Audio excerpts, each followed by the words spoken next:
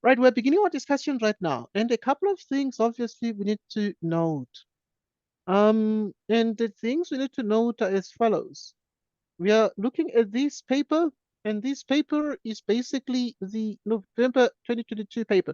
I've taken a decision we revise also paper one, and we shall, in our next meeting, go through paper two as well as we prepare for the trials. Okay, right. So let's just get moving. The instructions are as usual, so we shall go through as many questions as possible through this paper. Right, so first things first, we focus on question one. Right, so we need to learn how to solve for x. How do we solve for x? Right, how do we... I know some of these are very easy, but yeah, we start by practicing those. So we're gonna start by looking at question one.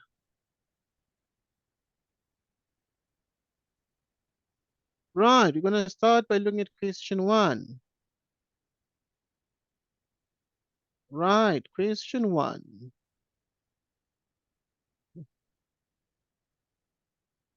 Right, question one.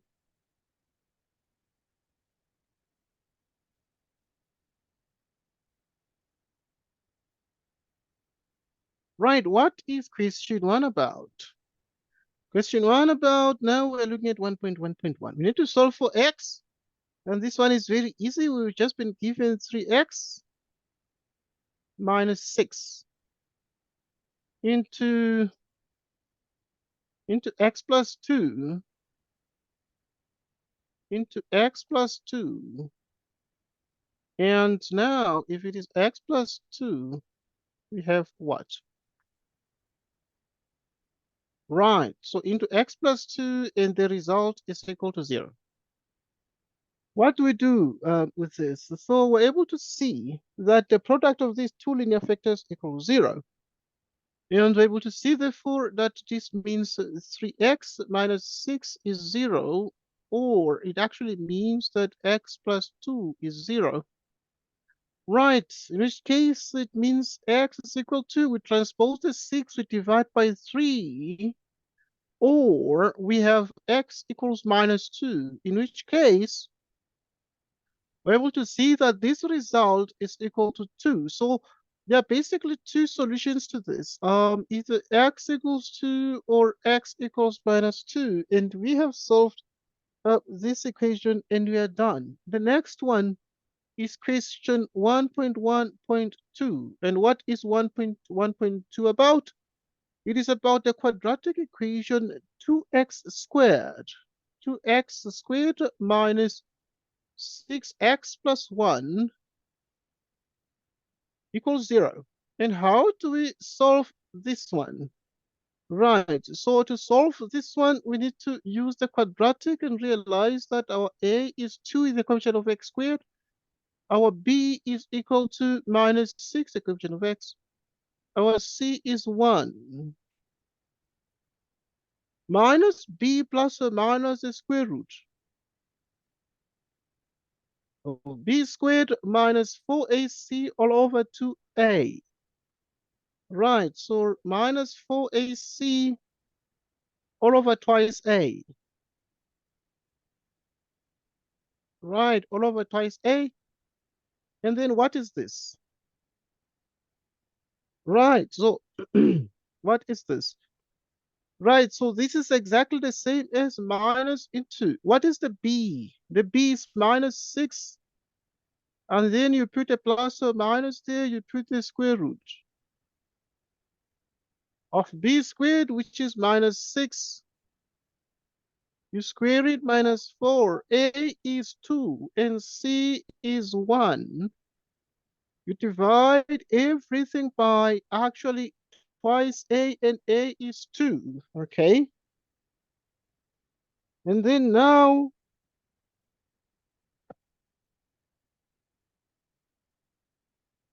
right, so let's simplify this one. If we simplify this, it becomes exactly what?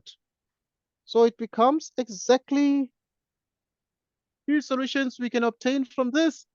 I know this is not too difficult, but it's going to become exactly 6 plus or minus the square root of what is under the square root. Right, so you have 36 minus 8. You divide everything by what? Divide everything by 4, which means therefore x is equal to what? X is equal to 6 plus or minus the square root of the following.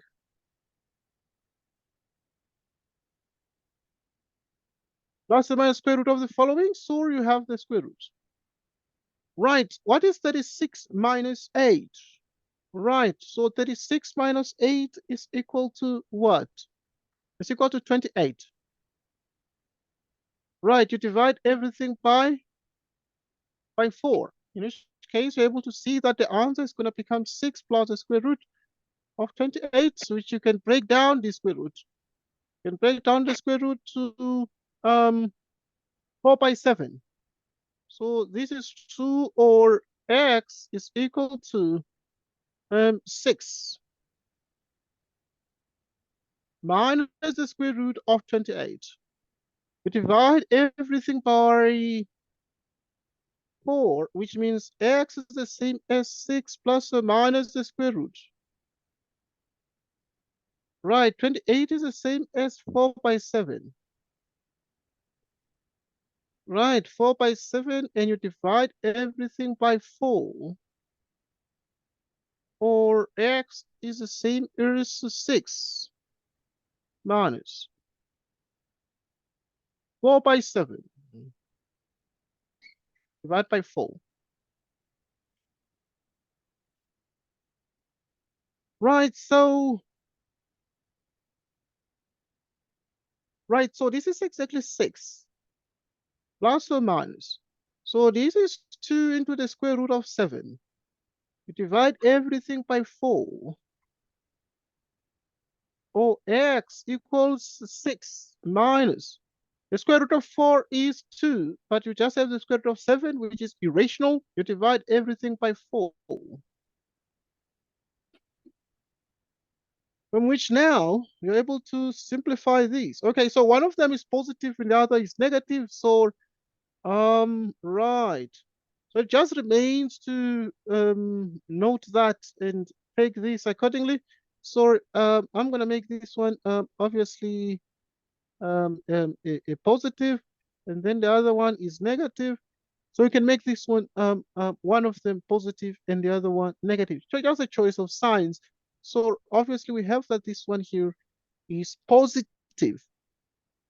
Right, we can go on, we can simplify this further, but ultimately without wasting further time, we're able to see therefore that this is as follows. This is as follows. What is this?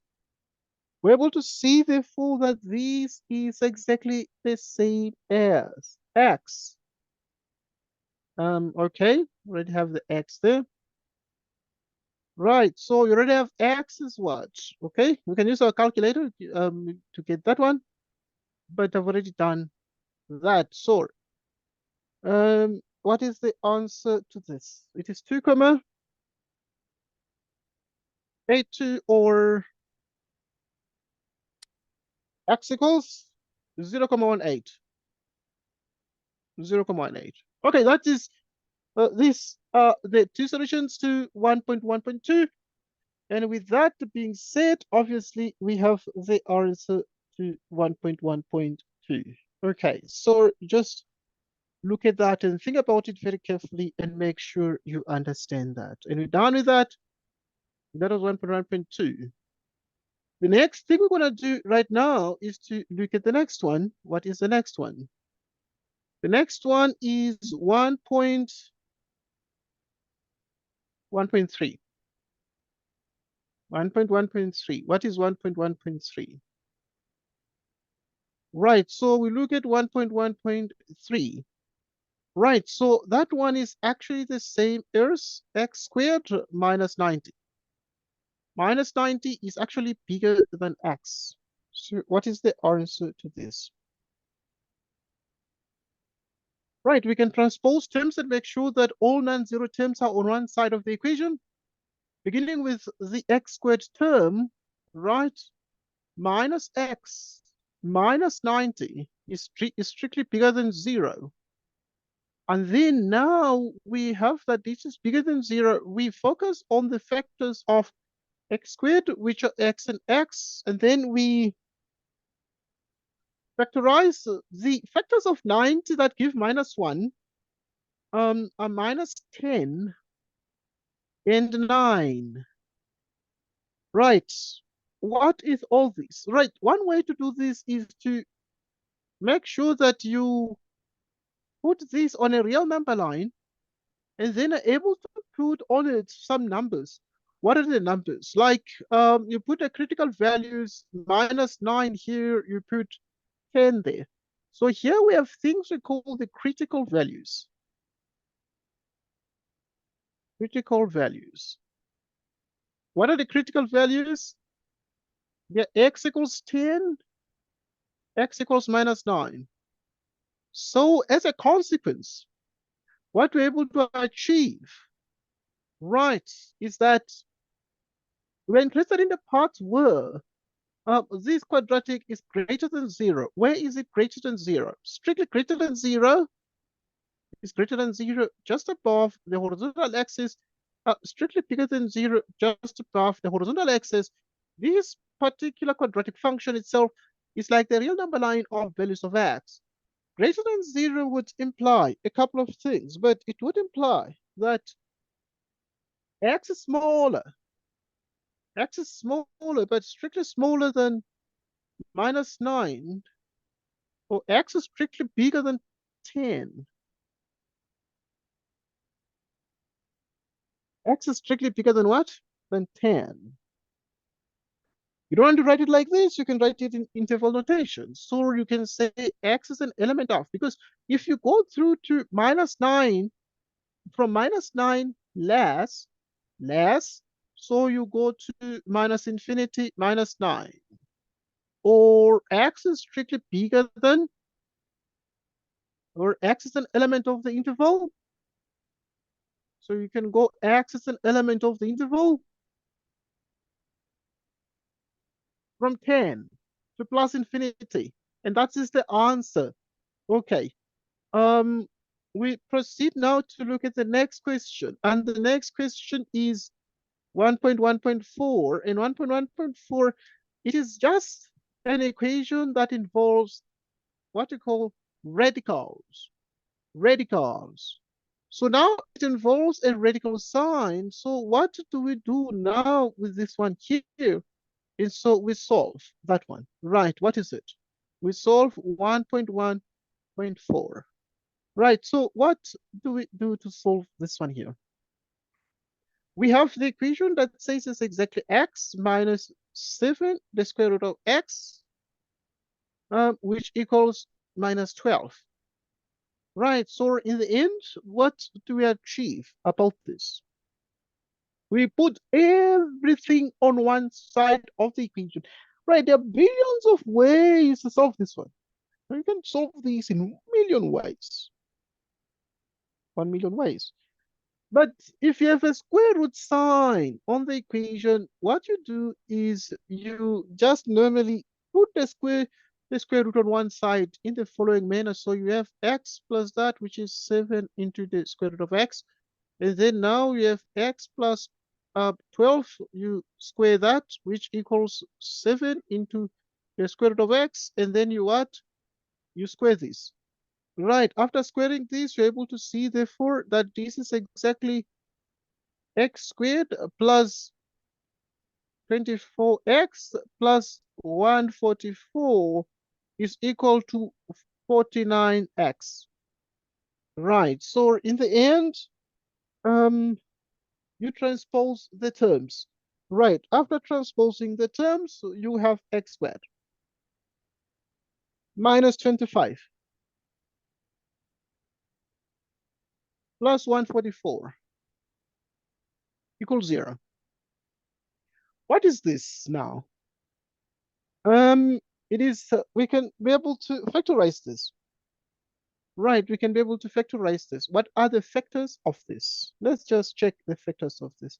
So the factors of these right now will become the following. The factors of these will become x and x. The factors of 144 will become minus 6 minus 9. In which case, minus 16, that is minus 9. So, which means you have this one, which is exactly what? Which is exactly 16, or x equals 9. Now, which one is correct and which one is not correct? For example, right, so they are both correct. They can be tested in the original equation, but both of them are correct. Both of them are correct. So we have the answer to this here, and we're done. They both satisfy the equation because if you substitute them into the equation, you will actually see that they both satisfy the equation, and we have the required result. Okay, I want us to look at 1.2, for example. We need to solve these basic simultaneous equation. Let's get started. Right, so to solve that one, we solve now 1.2. We solve 1.2. We solve 1.2. We solve 1.2. Right, we solve 1.2. So, right, so in 1.2, we are trying to solve this one, and we're looking at twice x minus y equals 2. And we're looking at x, y equals what? Equals 4. The first one. So we have those two equations like that. Now to solve the simultaneous equations, we need to make y the subject or x the subject in one of the equations, but we avoid fractions as much as possible. Now, at this point, the first question would be, right, so the first equation can be obtained by transposition. So you have twice x minus 2. Call it equation 3. After this, we're able to say put or substitute. You can use the word substitute, you can use the word put. Any of them is okay. Right, so I'm going to use the word substitute. Right, so we're going to substitute. Substitute equation 3 into equation what? For example, into equation 2. After you substituted equation 3 into equation 2, right, so you're going to have x. What is y in that equation?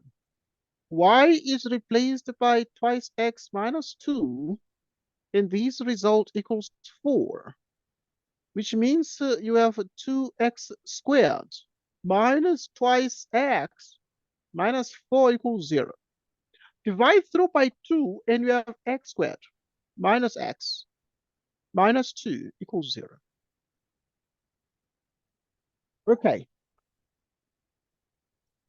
Right.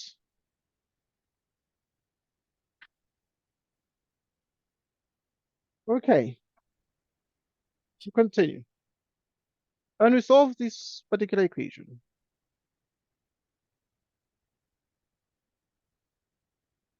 Right, to solve this particular equation, we proceed as follows. Okay. The factors of x squared become x and x. The factors of minus 2 become minus 2 and plus 1. From which we're able to see, therefore, that this is actually 2, or x equals minus 1. Using any of the equations, like I can say, using equation, I can use any of the equations. Like using equation 3, for example, we have that y is 2x minus 2, which means y is 2 into x is 2 minus 2, which means y is 4 minus 2, 2. Right, so we do this or we do this. We then say y here is equal to using equation 3, so we have 2x minus 2, so that we have 2 into, what is x? Which is minus 4.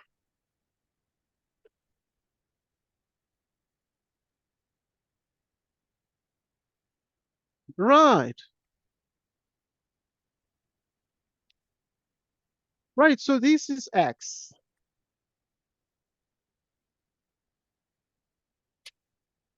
So we have those answers there, and we have solved these simultaneous equations. Okay, we have solved these simultaneous equations. Okay, right. The next thing is to deal with the other one is even for all multiple positive. So let's just revise this as we prepare for the trials. Like I said, I'm gonna get you the trial paper, so you'll have a perfect chance to practice the trial paper and share your experience. And after having been given the trial paper, you'll have a chance um, um, to write it and to be marked. So I'm gonna mark it. Right, so we're good. The next thing now is to continue and look at the next one. Right, so the next thing right now is what we need the most. Let's see now.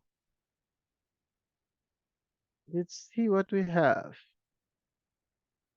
Right, so we're looking at 1.2, then we're going to look at 1.3.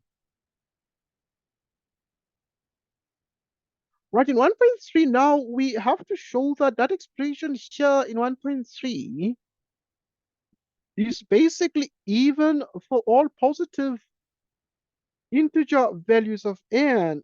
And let's see how that is going to work out. Let's see how that is going to work out. To show that it is even, what do we do? So we'll copy the question first. Always we do this. Right, so it becomes exactly 2 times. So that is question 1.3. So it becomes 2 times 5 to the power n minus 5 to the power n plus 1 plus 5 to the power n plus 2. This is the 2022 exam, paper 1. Just revising together, seeing what exactly we need here to understand. Right, what is the first thing that you need to do with this question? Right, the first thing you need to do with this question is to break it down like as follows. So you'd have 5 to the power n times 5 to the power 1 plus 5 to the power n times 5 to the power 2. So that is what you get. But what is the common factor?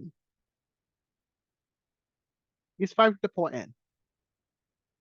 So we're left with 2 minus 5 plus 5 squared like this. Right, so what is this? This is 5 to the power n. So we have 25 minus 5, which is 20 plus 2, which is exactly 22. Right. And so is this an even number? We asked the question because they said, show that it is even. So is it an even number this? Well, let's check. So you'd have, for example, the number 2 here, and then we'll have 5 to the power n, and then you have 11 like this. You have 11 like that. Now, with that being said, we are in business. We are in business. So we have that this is the case, and we have this. So it is surely even because an even number is a multiple of 2. So any integer multiplied by even number is even,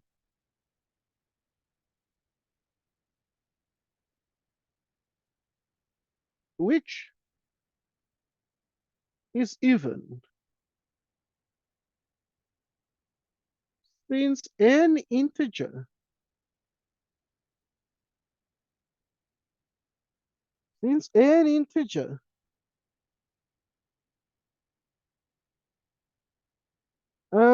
multiplied by an even number, any integer multiplied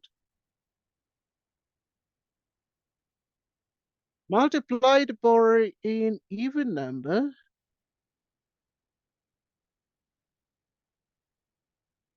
is what? Is even. Which is even since any integer multiplied by even number is even. Or indeed, it is even, this one. Indeed, it is even there. So 1.3 um, has been solved. And we have shown that it is even for all positive integer values of n. Okay, so we are done with that one. Right, so the next question is what follows. And we have question 1.4. Right, so let's look at 1.4. Right, 1.4 is just very similar. Once again, these things are recorded, so you'll have ample time to watch and see how to follow on this. Right, so we have the next thing.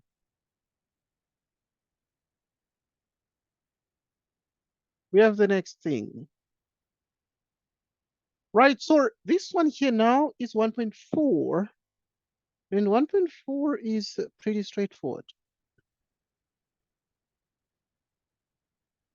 Determine the values of x and y if this is the case. So if you have 3 to the power y plus 1, right, if you have 3 to the power y plus 1,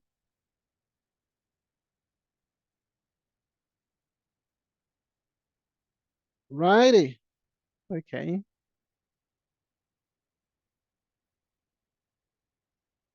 Right, so if you have 3 to the power y plus 1, let's write that. So you have 3 to the power y plus 1. You divide it by 32.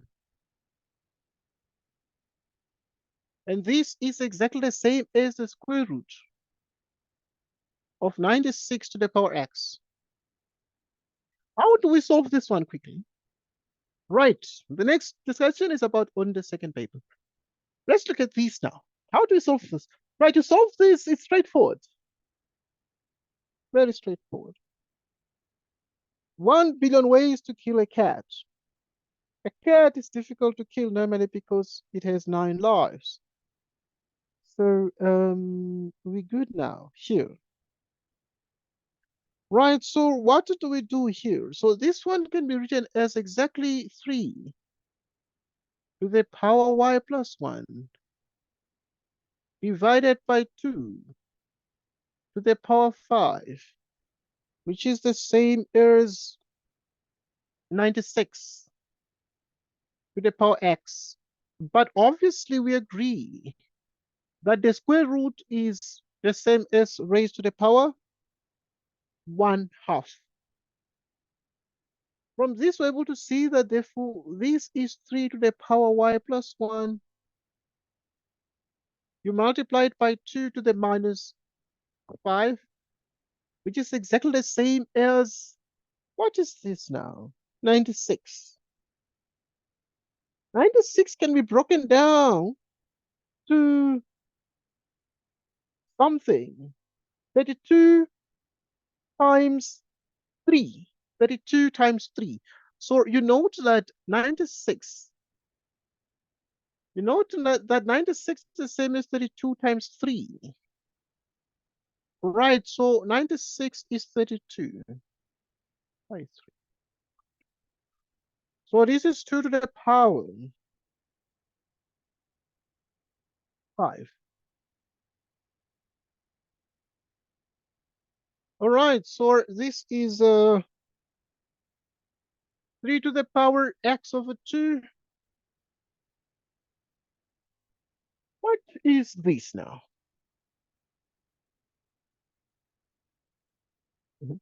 Right, so at this point, what we do is we compare these and see that um, it follows that minus 5 is equal to 5 over 2x,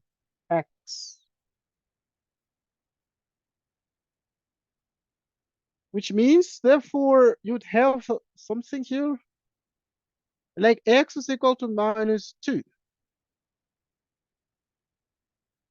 And then, after we got x is equal to minus 2, what is y? So this is the case, and we also have that y plus 1 is equal to what?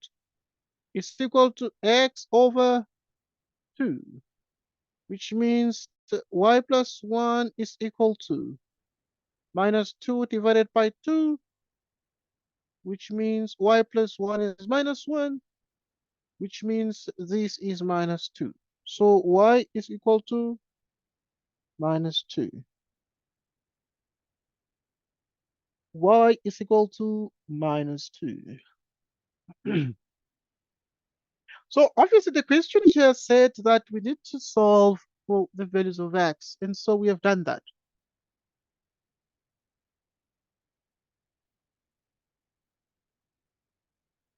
We have done exactly that. But we have noted something here. X is exactly, X is exactly this one.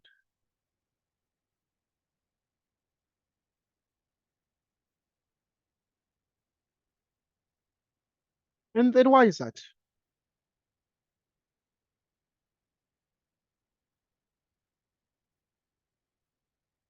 All right. So we have for those two values of x, two values of x and y. Okay. A single value of x and a single value of y. And then you have this. But obviously this one here was just on the side, this 96. Right. So we saw that this 96 was just on the what? Was just on the side here. This 96 was just on the side. So note exactly that one. So I was looking at the fact that obviously at this point, the 96 is 32 by what? By 3. That takes us to the end of question 1, and then we start question 2. Question 2 is also very, very easy. Let's just take a look. Here's question 2. Right, so this one is about some basic algebraic things. So let's get started. Um, let's get started with question 2.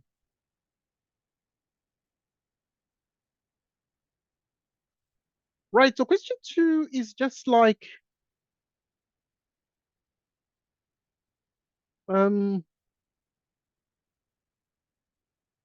it's based on sequences and what? Sequences and series. So it's based on series. The first term of a geometric series is 14. The sixth term is 448. Calculate the value of the constant ratio. Okay, now to do this one, it's very straightforward. So they've already said the first term. The first term means A is 14. The sixth term is 6. It's AR to the power 5. So it's always AR 1 less. Because the general formula of this is that the Tn for any geometric series, hey, is that Tn is AR to the power n minus 1. So we have that. Right, so at this point, what do we achieve? Is that the T6 is 448. So this is 4 for what? 8. Right, we just need to find the value of the common ratio. So if we substitute straight away here, so A is 14, R to the power 5 equals 448, and then we're able to see the fifth one. What is R to the power 5? R to the power 5 is 448, you divide by 14, you get 32.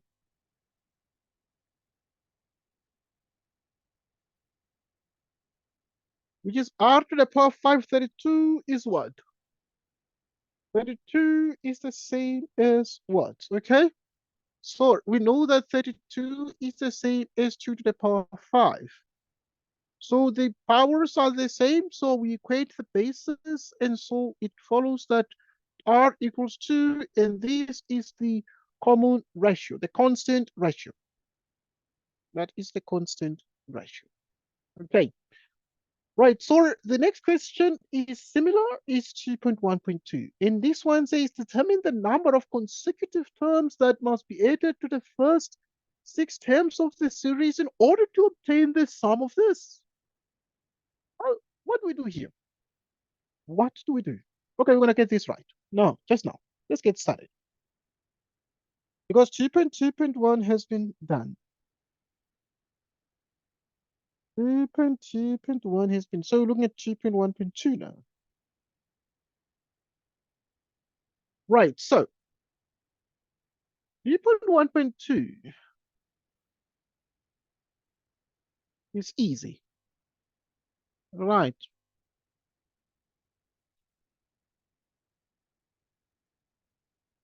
2.1.2. Right, 2.1.2 says determine the number of consecutive terms that must be added to the first 6 terms of the series in order to obtain a sum of these.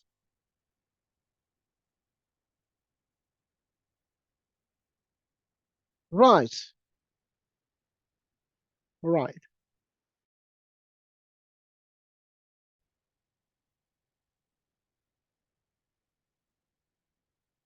So what do we do right now here? Right, we look at this and we think carefully. So we want the sum to be this one. So we know that the geometric sum is A into, right, so normally it's easier to use, it's nicer to use this one. 1 minus R to the n divided by 1 minus R. But obviously we know that our common ratio or constant ratio cannot be 1. Excuse me. Right. So we want the sum to be 114,000. What is the first term? The first term we're told that the first term of this geometric series is 14. So which means the first term is 14 into the common ratio is 2, and then you raise it to the power that.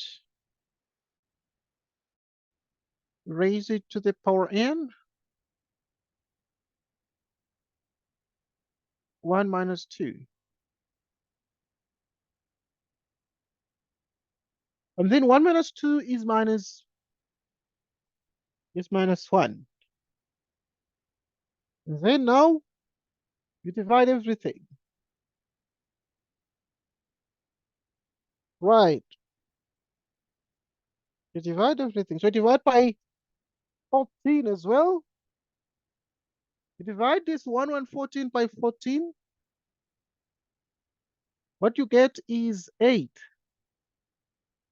1, 9, 1. Okay.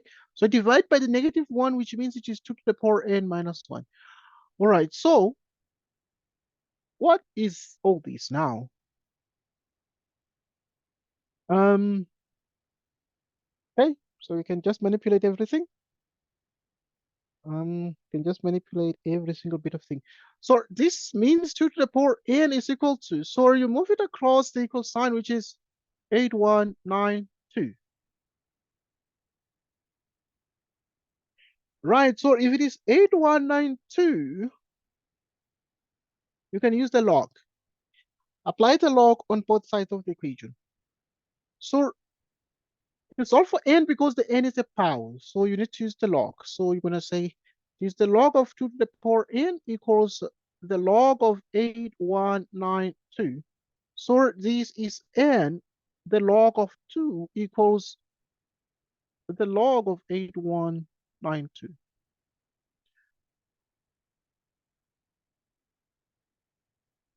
Eight one nine two, you divide by the log of 2. All right.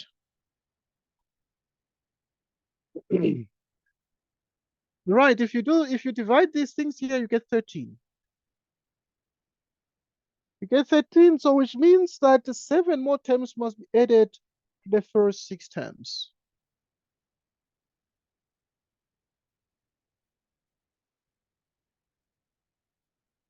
And which therefore means the conclusion is that thus 7 more terms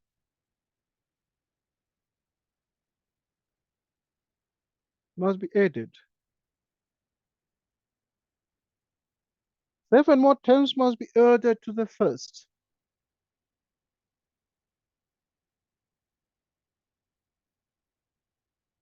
Six terms. 7 more terms must be added to the first 6 terms because you're getting 13. So that is it. Right, and that is the answer to 2.1.2. Right, because they said determine the number of consecutive terms that must be added. So 7. More terms must be added because obviously you can see that 7 plus 6, that must be added to the first 6 terms. So if you add to the first 6 terms, you have that 7 plus that. So you'd have 7 plus 6, which equals what? 13. So that is what you have. 7 plus 6 equals exactly 13. Now the next thing is we need to look at 2.1.3. If the first term of another series is 448 and the sixth term is 14, calculate the sum to infinity of the new series.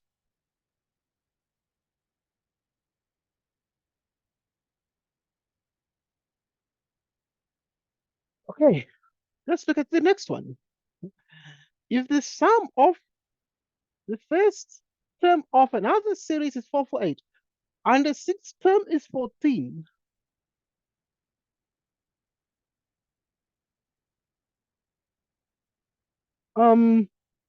calculate the sum to infinity of the new series. Right, now the next one is 2.1.3. And get started. You surely get started with it.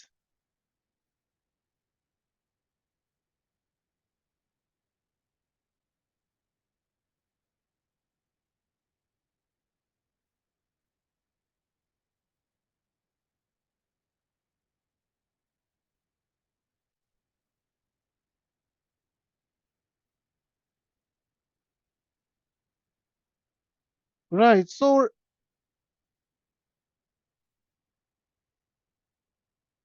we're looking at 2.1.3. If the first term of another series is 448,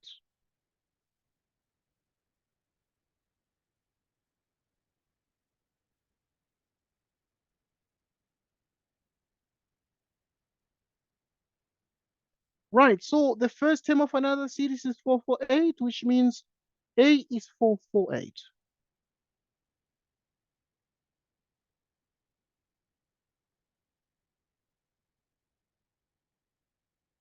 If the first term of another series is 448, the sixth term is 14.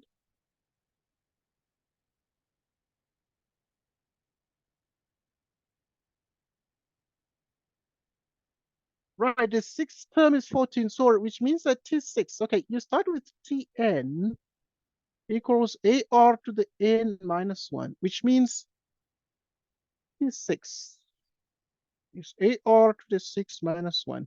So, which means T6 is the same as AR to the power 5. So, now, um, we have this. Yeah, I can write it like this, but yeah, can make it nicer. Right, so it's Tn equals that, then I can write across and say T6, okay, because you're saying the sixth term is 14. The sixth term is 14, so which means that T6 is AR to the power 6 minus 1 is 5. But this one is 14, so it is AR to the power 5, which means even here I can write better. Okay, because we already know that A is 448, R to the fifth power. Okay, we divide 14 by that. So what you're going to have here is that it's going to be 1/2 raised to the power 5. And this is R to the power 5. So which means R is 1/2. So which means that we have the sum to infinity equals 8 divided by 1 minus R, which means the sum to infinity is A. What is A? A is 448. What is R? It's 1/2. So which means the sum to infinity is 448 divided by that. Okay, so it is exactly 896. So which means the sum to infinity is exactly 896. Okay, so we have calculated, because the question said calculate the sum to infinity of the new series. The sum to infinity is exactly that one. And we're done, 896. Right, so in 2.2, there's another question. If this summation in sigma notation is 20 and 1/6, determine the value of k. The value of k. What do we do here? To get started, just need to find the value of k.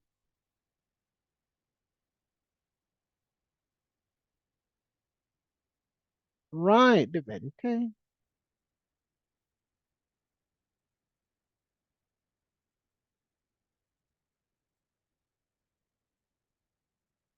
Ubuntu.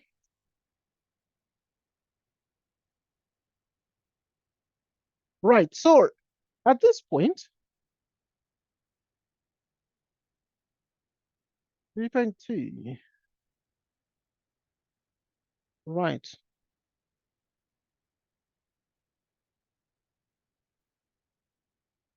Right, in 2.2 now we have this summation and we want to find a value of k, and 5 marks have been allocated there. So what do we do here? Well, the first thing first is to say what kind of a series is this? Is it arithmetic? Is it geometric? And we look at that very, very carefully.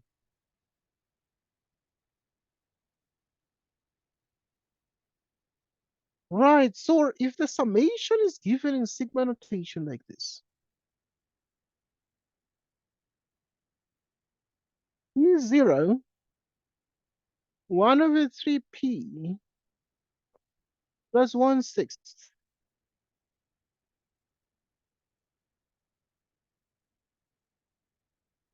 20 and 1/6. When p is 0, you put 0 in the place of p. So that's going to be 1/3, 0 plus 1/6.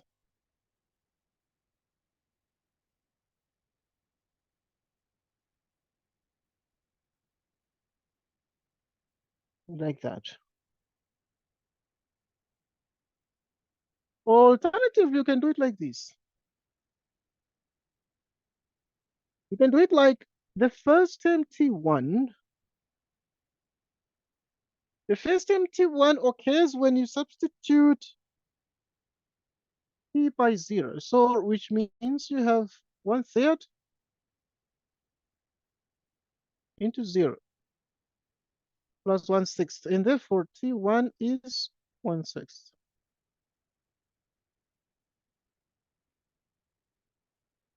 T2 is 1/3 into 1 plus 1/6. Right, so in the end, this is 3/6.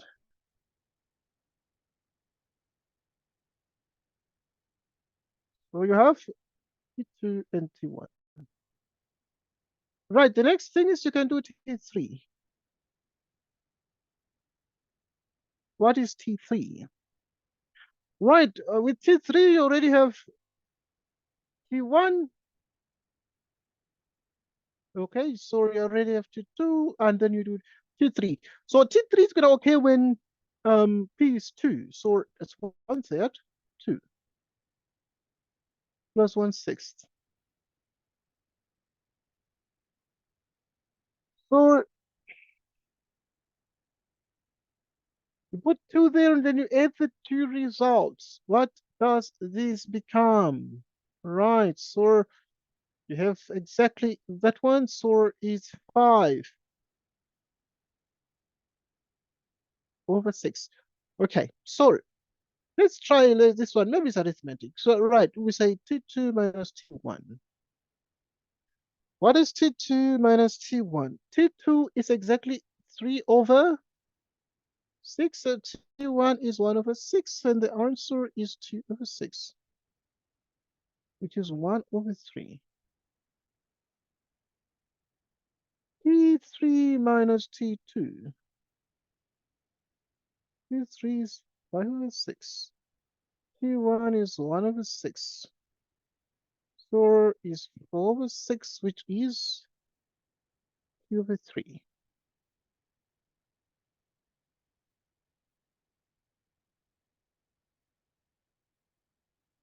Uh-huh.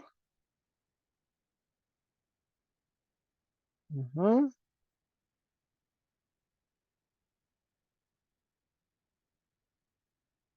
Okay.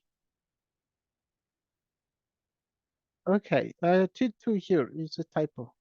It's a small typo here.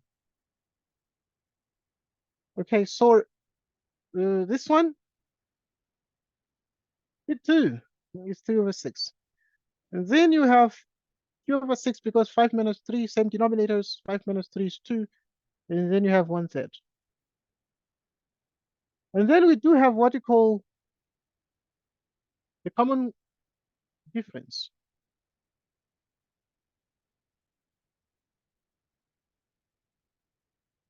All right, so in other words, T2 minus T1 is 1/3, and also that is 1/3. And therefore, the conclusion can be said that the common difference is exactly one what? It's exactly 1/3.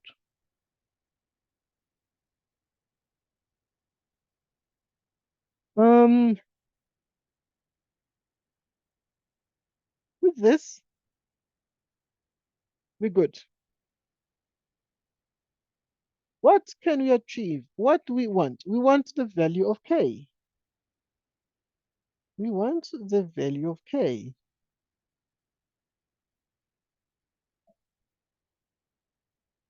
So,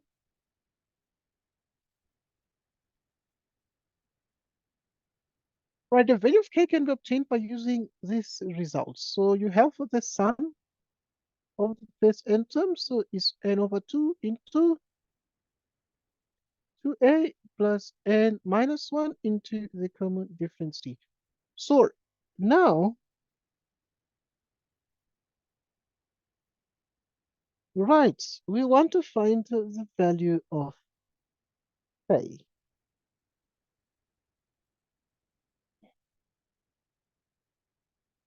Right, so a couple of ways of us to do this one.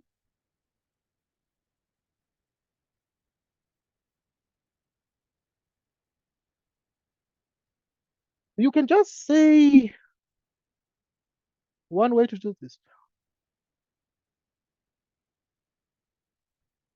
The k The terms will be k plus 1 because of the 0.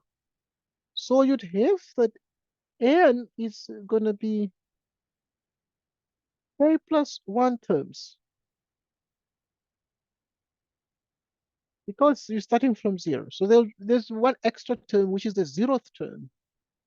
Okay, so the sum, therefore, is 20 and 1/6. Right, so the sum is exactly 20 and 1/6, which is in the place of n, you put k plus 1 out of 2.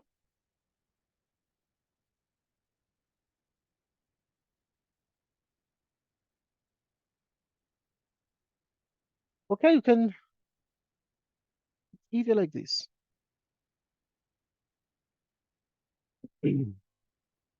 Okay, bear in mind that n is equal to k plus 1, but you can just continue here and say this is exactly 20 and 1/6, which is n over 2. You can leave everything in terms of n, and then write the first term. We got that one, it was 1/6, so you put 1 over 6 plus n minus 1 into what is the common difference? We saw that the common difference is 1 over 3, like this. Right. Multiply everything. So 20 and 1/6 is 121 over 6. 121 over 6 is exactly n over 2 in that. So it's 121, but now you can, yeah, it's fine. Out of 2, and then this one is 1 over 3.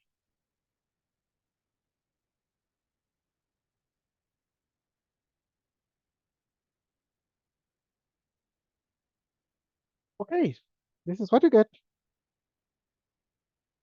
from which you're able to simplify. Okay, we'll multiply by 2 both sides, which means it's 121 out of what? It's exactly 121 out of 3, which is the same as n into 1/3 n. And then now you multiply everything out. 121 is equal to n squared, which means n, you take the square root.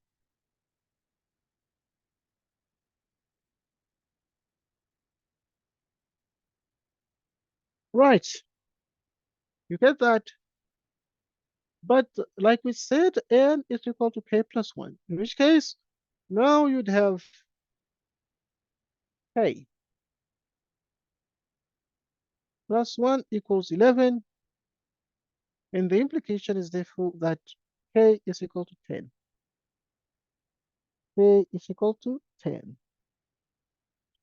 So that is it. K equals 10.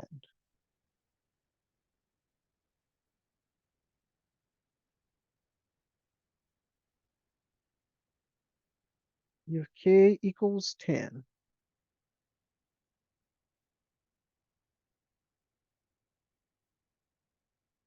Hey, so obviously the question was determine the value of k, and then we call that k equals 10. But also there are many ways to do this. You can also do this by replacing what? Replacing in the original equation n by k plus 1, n by k plus 1. Okay, all right. So we move on to the next question. Right, the next question is question 3. Question 3. Now, question 3 is also very, very interesting. Let's just take a look.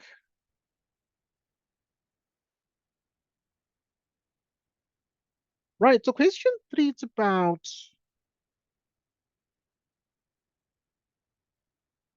right. It is given that the general term of a quadratic pattern is this one.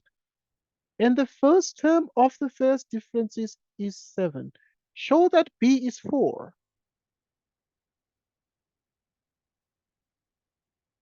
Question 3.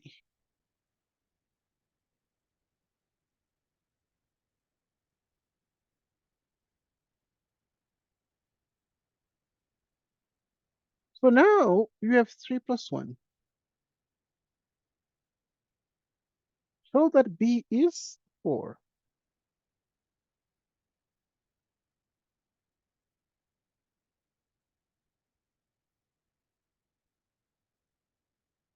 Okay.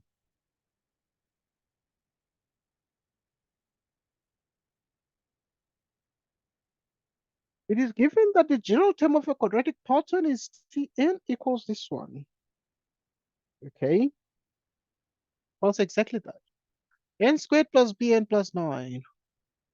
The first term of the first differences is 7.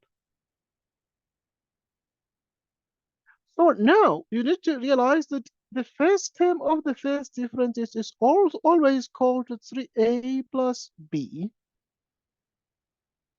And this first term of the first differences, which is 7,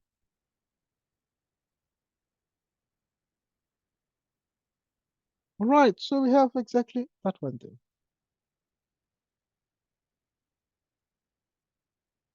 And then, what is this? We have A. What is A? So A can be seen in this one because this one is exactly n squared plus bn plus 9, which means A is 1.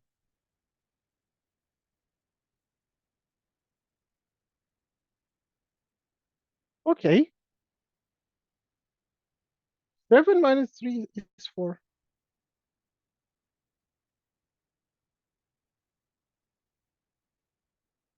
So we obviously were asked to show that B is 4 in for 2 marks, and we've shown that.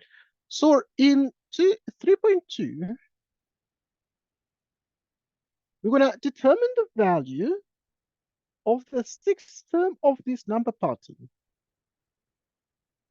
The value of the sixth term of this number pattern. What is the value of the sixth term of this number pattern?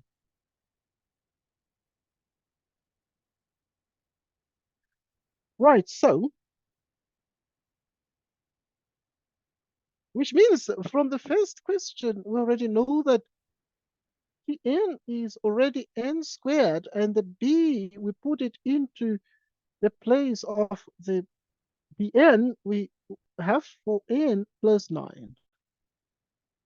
Right, so we have that. Let me use the second one here. Red, I'm using the second one. It's okay. So at this point, then we're able to see that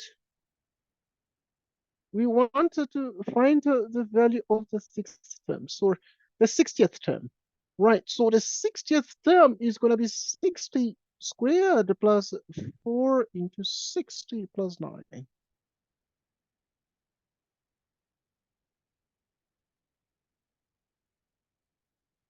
So this is 3849. We use the calculator, 60 squared plus 4 by 60 plus 9, we get 3849. So this is the value of the 60th term of this number pattern. Right, the next question we're going to do is question 3.3. Determine the general term of the sequence of first differences of the quadratic number pattern. Write your answer in that form. Write your answer in that form.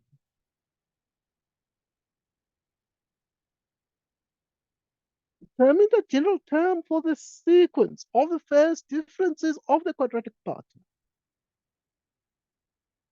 Quadratic number pattern. Write your answer in this form. We're dealing now with the first differences. Okay. And let me just clean this up.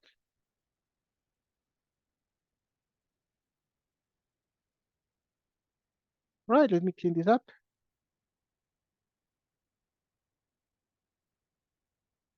Three point two.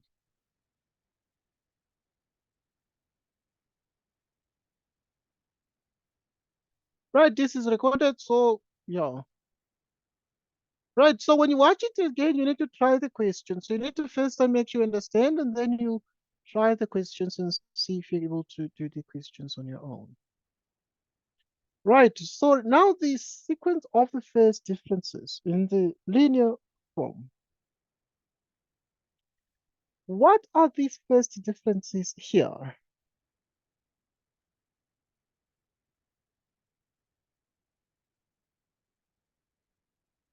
What are these first differences?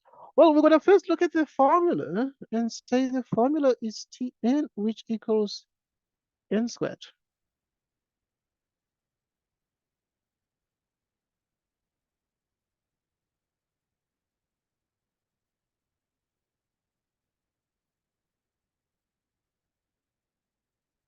So what is T1? T1 is 14, T2 is 21, T3 is 30, T4 is 41,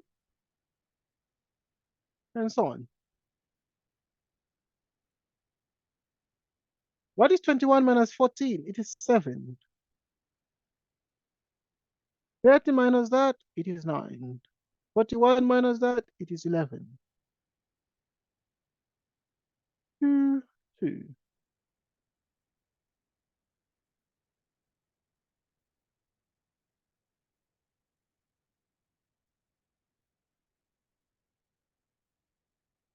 So now the first differences.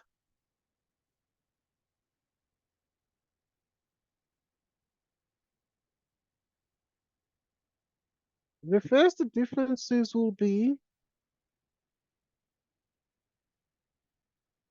14, or the first differences are 14, 21, 30, and 41.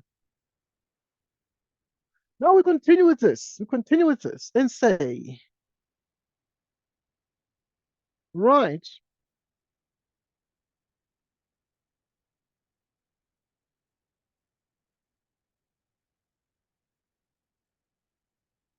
the first term of those is going to be 14. The common difference is going to be, mhm. Okay, right away down here. I'm speaking about the first differences. Right, so speaking about the first differences, there are these ones here. 7, 9, 11.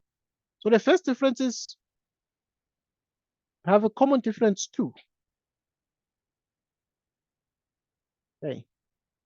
So, which means that we remember that if there are common difference two, we're dealing with an arithmetic progression. Dealing with an arithmetic sequence here. D.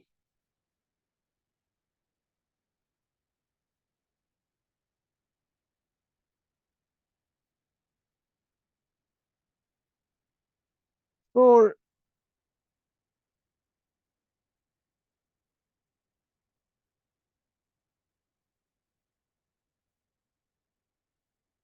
which means it is Tn, 2n here, and then we have 14 minus 2, which is 12. 14 minus 2, which is 12. So this is the actual answer, which is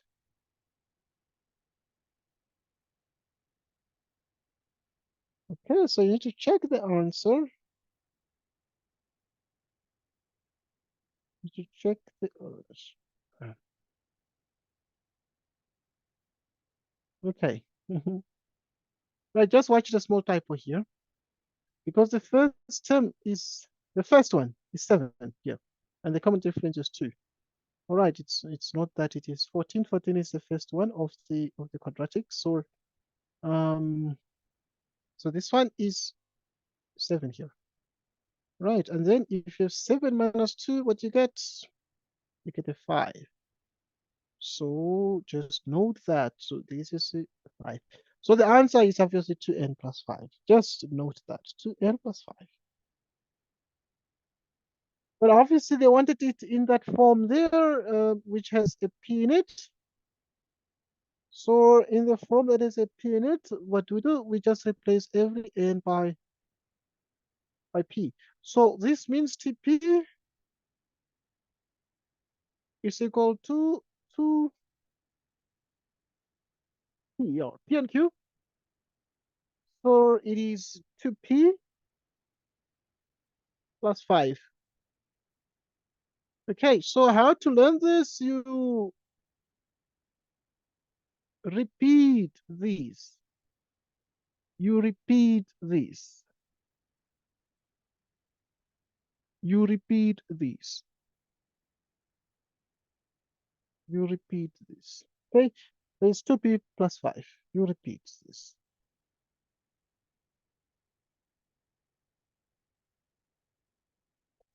And then we have solved 3.3. The next one to solve is actually question 3.4.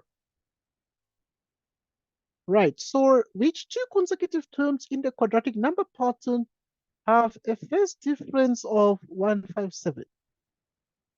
Which two consecutive terms in the quadratic number pattern have a first difference of 157? Which two consecutive terms have that one? Okay.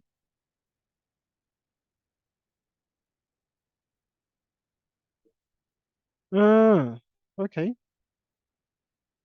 3.4 is next.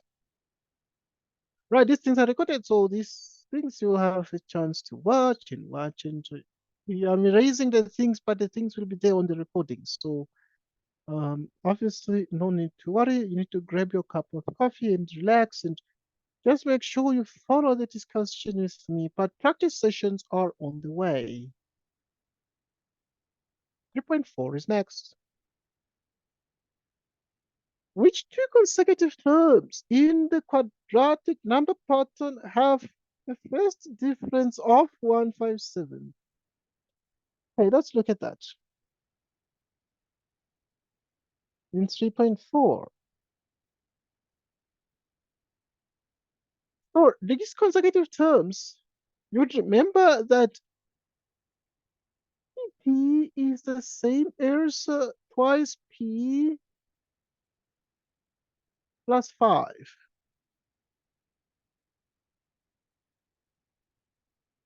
Which means you have 157 is equal to twice p plus 5. Which means you have 152 is twice p. You divide by left and right by 2, and you're able to see that p is actually the same as 76, which is 152 divided by 2. So if p is 176, it means that it is term 76 in the sequence of the first differences. And therefore, this is between p 76 and t 77. Okay, so it is between T76 and T what? And T77. Between T76 and T77.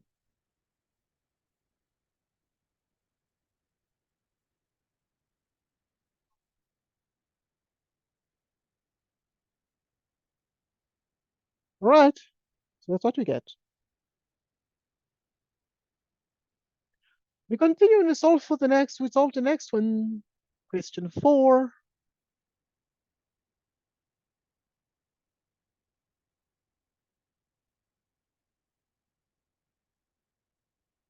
Okay, let's take a look.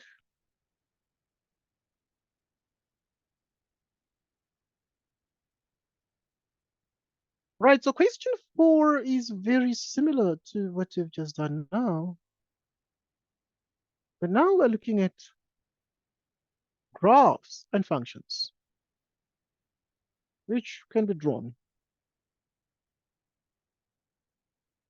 Right, so the next thing that we are focused on now is our favorite thing. It's question 4, which is 4.1. Sketched below is the graph of age. The asymptotes of each intersect at 1, 2. Write down the values of P and Q. Write down the values of P and Q.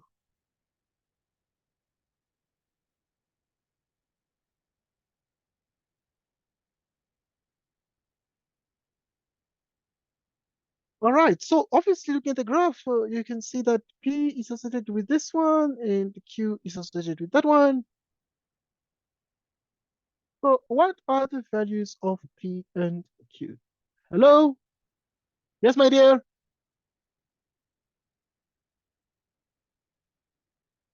All right, my dear.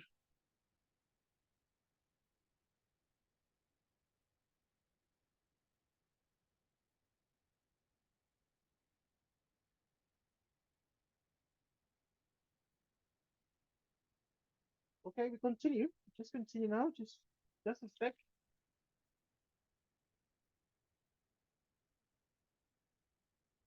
Just a sec.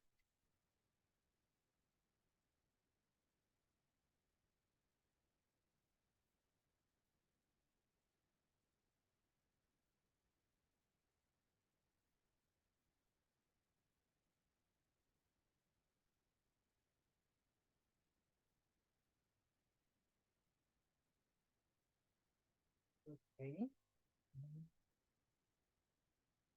Just a sec. Hello, my dear. All right, my dear. All right, my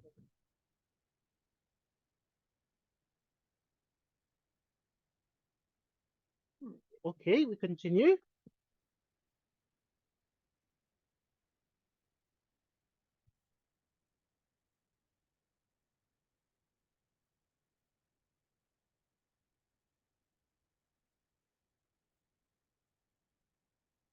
Right, so now at this point, what do we have? We want to write down the values of what? Of P and Q. Let's write them down. Point 1. Okay. Now look at these. First things first, to write the values of P and Q, you need to realize something about this. What must they be? Realize that P must be -1 and Q must be 2. Because Q is associated with Y, and this will have the equation Y equals 2, but this asymptote has the equation X equals 1. So which X minus 1 equals 0.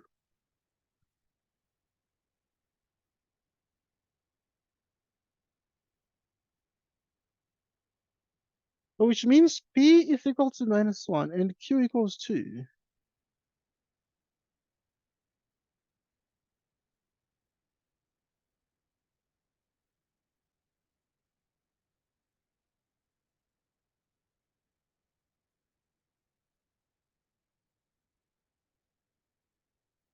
So Q equals 2. Okay, and P equals -1, because if you have this, then this is the same as plus -1 equals 0, meaning P is exactly -1 there. Right, so at this point in 4.1.2, calculate the coordinates of the x-intercept of h. x-intercept. So to find the x-intercept, we need to let y to be equal to 0. So we look at 4.1.2.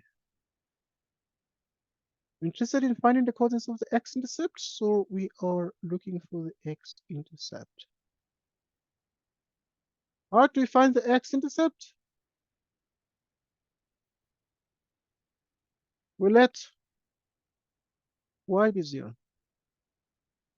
So which means at this point, if we have h of x, which is 1 divided by x minus 1 plus 2, which means y is equal to 0.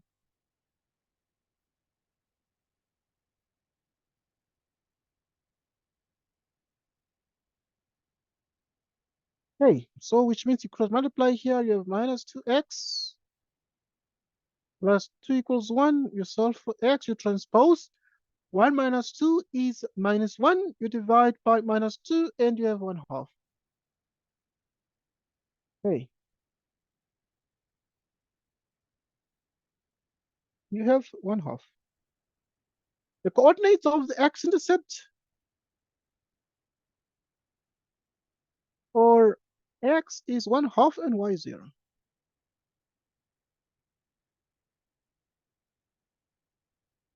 Okay, x is 1/2 and y 0.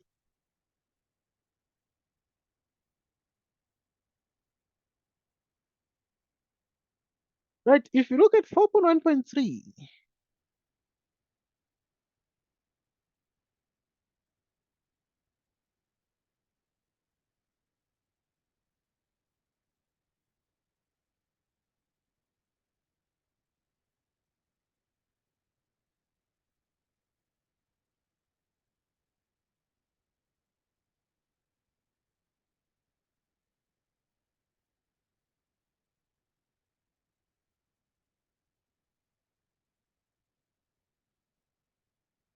okay, but to write down now the coordinates of the x-intercept of G, if G is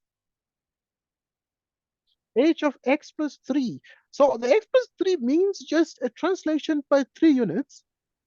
3 units to the left, 3 units to the left. That is 4.1.3. So let's look at that one.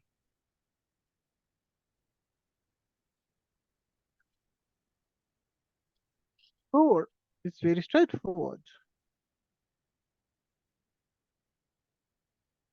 So now in 4.1.3, you have that x is the same as what? So it is the same as 1/2, 3 units, 3 units to the left. So in other words, now you take x and you then say 3 to the left, you subtract. Subtract 3. And if you do that, the x coordinate is going to be this, okay? Subtract this one, it becomes minus 5/2. Okay.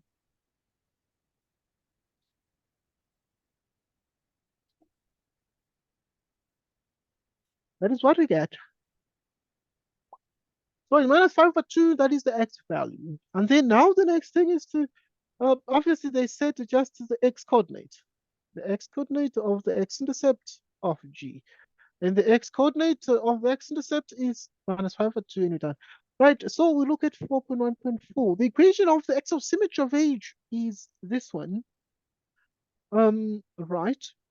Determine the value of t. Let's look at 4.1.4.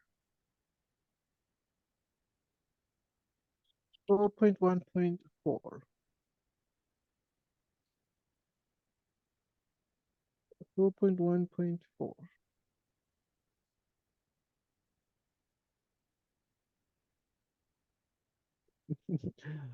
Right, 4.1.4.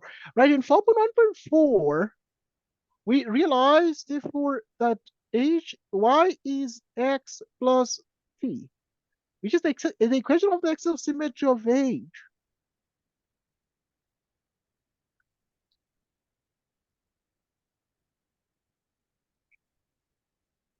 Or, but now this is passing through the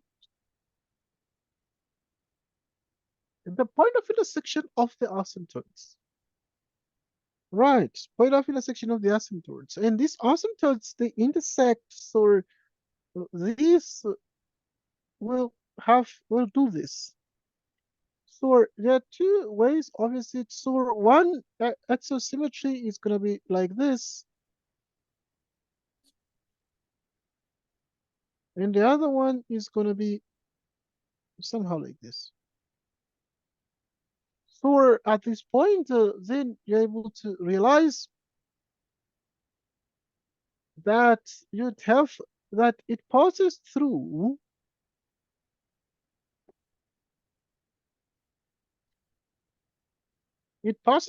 x equals 1 and y equals 2, because then it means y is 2 and x is 1. So which means t is 1.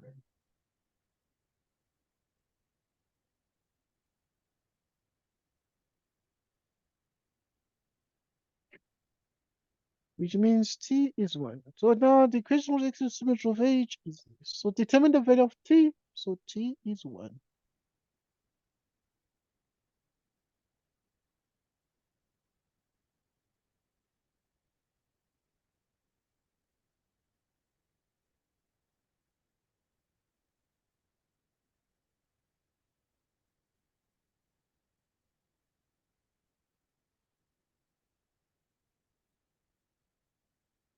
Determine the values of x for which that is the case. Right, so in Formula 1.5,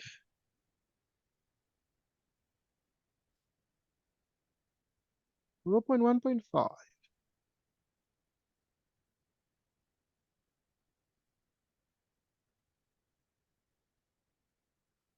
right, so they want to find the values of x for which that is the case.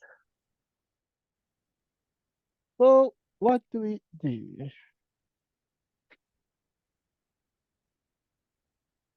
We need to um,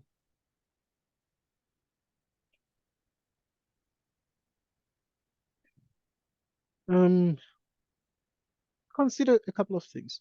But first, we can look at what this means.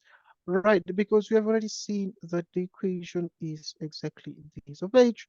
And then now it is just,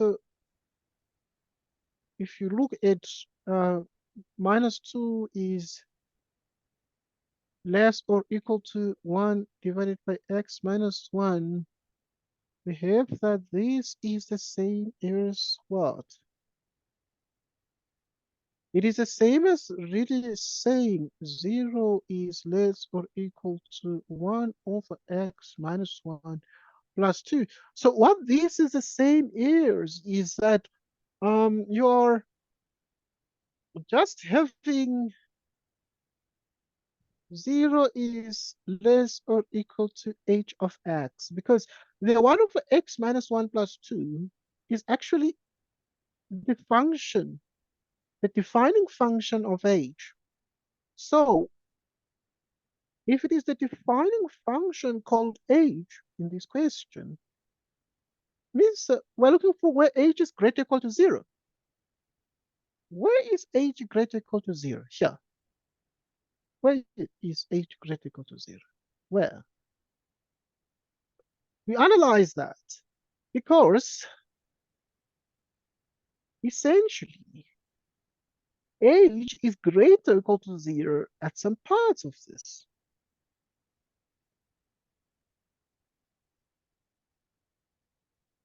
Right, here it is greater than 0. H is greater than 0. Well, greater than 0 means it is positive or equal to 0, well, greater or equal to 0, and then it is negative below, negative here and positive there. Well, it depends on the y value, because y is negative and y is positive. So now at this point, now it is equal to 0 here. Every function is equal to 0 on the x-axis, and then it goes on like this. Where is this greater or equal to 0? It is greater or equal to 0 at the following places. So there are a couple of places where that is the case. Right, so it's where, what is the x-intercept here, for example? Right, we saw that the x-intercept was 1/2. So which means that it is greater or equal to 0 when uh, x is less than or equal to 1/2,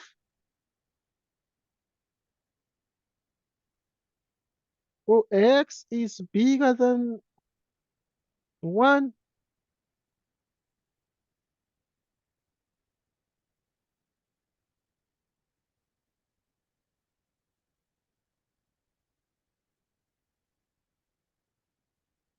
Less or equal to 1/2, or x is bigger than 1. So now we're just interested in the values of x, for which this is the case. Then we have found the values of x. X is less or equal to minus 1/2, or that bigger than 1. If you do not want to write like written above already, you can write like this, or you can say x is an element of the interval. Okay, less or equal to 1/2 will be taking you to minus infinity. Goodness me. X bigger than that, 1 to infinity. 1 to infinity. Okay, 1 to infinity.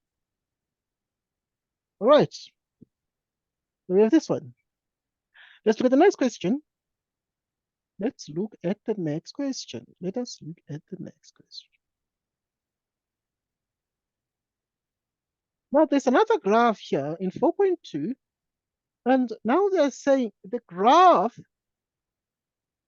of H and G sketched below, E and H are the x-intercepts of F. C is the y-intercept of H and lies on the asymptotes of G. The two graphs intersect at D, the turning point of F. So write down the coordinates of C. This one. What are the coordinates of C? Right, so a couple of things obviously are the fact that C is the y-intercept.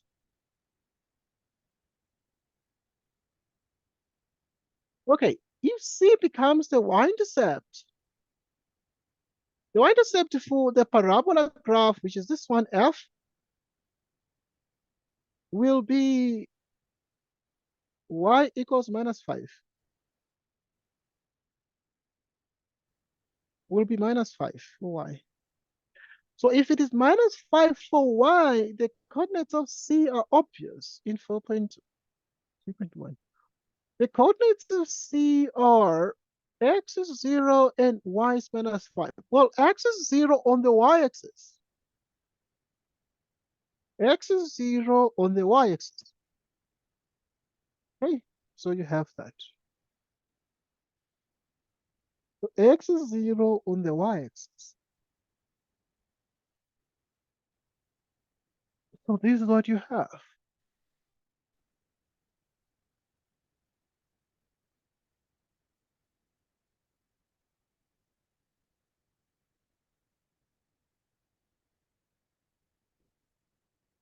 Okay,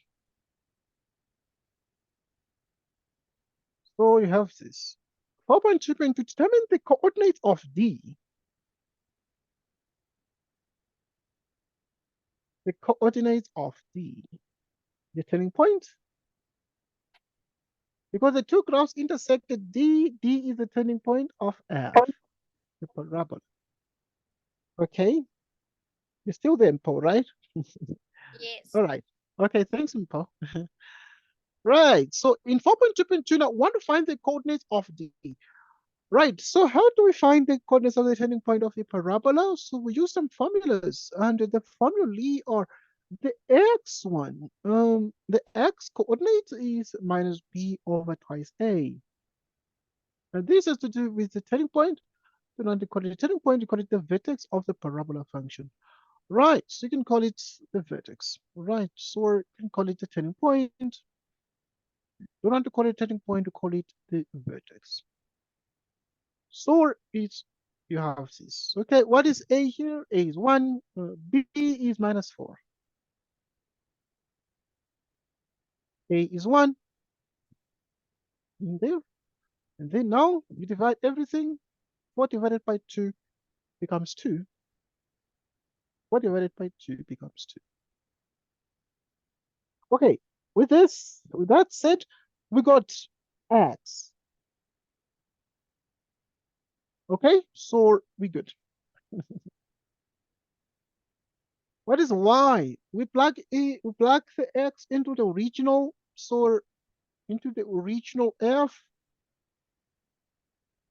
So we remember that f of x is actually x squared minus 4x minus 5, which means you have 2 into 2 squared minus 4 into 2 minus 5, which means f of 2 is, what is 4 minus 8 minus 5? Okay, so we can easily do that one, but it is minus 9. So when the coordinates of the turning point, therefore the coordinates of the are x is 2 and y is minus 9. Okay, we're good. We're happy. So D is having those coordinates. But I must indicate that obviously now to do this, we can also use calculus to do this. In particular, I must mention this in passing. Hmm? Right, if the function is this, we can be able to get its derivative and say f prime of x will be 2x minus 4. We equate it to 0, which means 2x is 4. X is 2. If x is 2, then we can see clearly that f of 2, plugging the 2 into the original, gives minus 9. So we're able to see that the coordinates of D are x2 and y minus 9. Okay, what am I doing in the blue color? I'm doing this in the blue color because there's something here. I have included the x equals 2. I have included that one. And the x equals 2 has been obtained using f prime notation, which is calculus. The point of this answer is, so this one is sort of an alternative answer.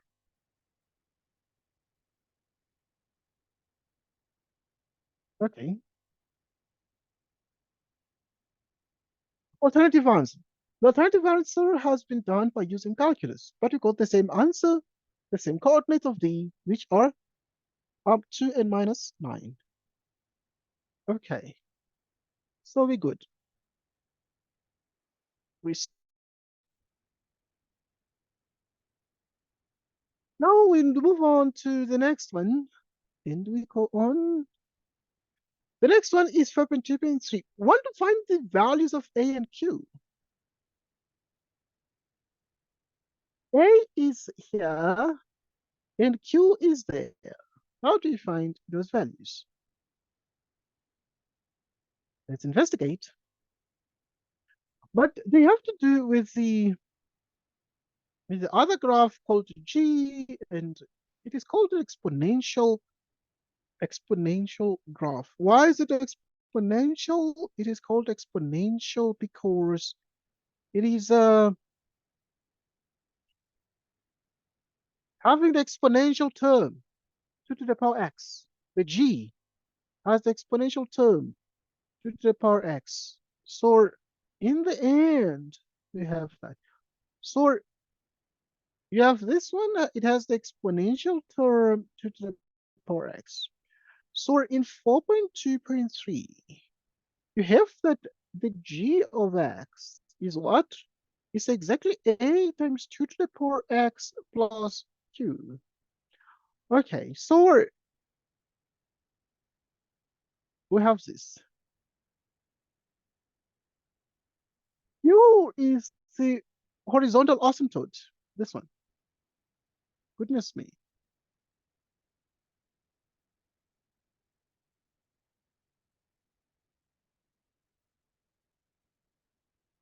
Okay,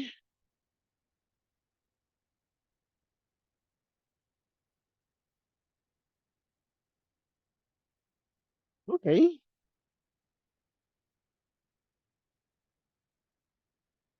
Right, so the horizontal asymptote of this graph, of the G graph,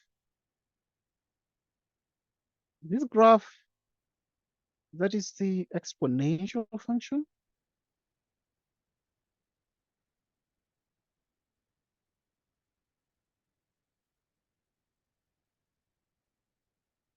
Um, what is G? Okay, now we just need to find the values of A and Q. In other words, it means that Q is this. It means that Q is minus 5. Okay, if Q is minus 5, then what is A? Right, so A is going to be any. Now, to find A, where is A sitting? Here is A. How do you get a value of A? The Q is easy because you just look at the asymptote and say, okay, the asymptote has the equation minus 5. But what about A? Look through which, find points through which this graph passes. So it passes through the point D whose coordinates we know precisely. We know the coordinates of D. What are the coordinates of D? The coordinates of D are as follows. What are they?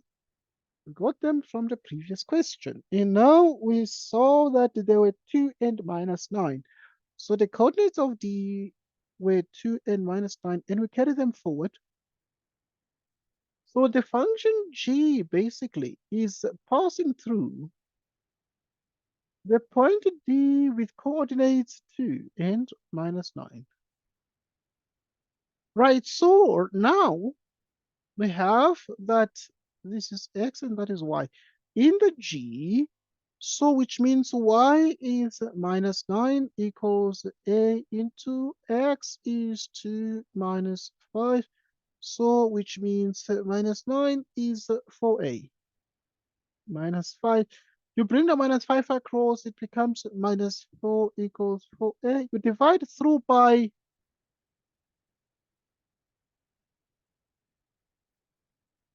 you divide through by what? By a, and then you can see that a is minus 1.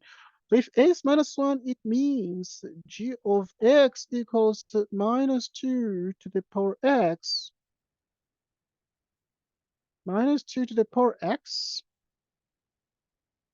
Right, so this means that it is actually minus 2 to the power x minus 5.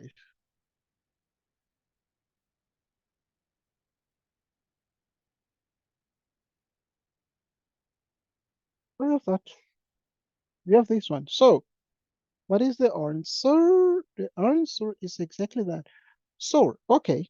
But they wanted the values of A and Q. So the conclusion is can be written on the right of the page. So we can say, thus, for instance, my A or A is minus 1 and our Q is minus 5.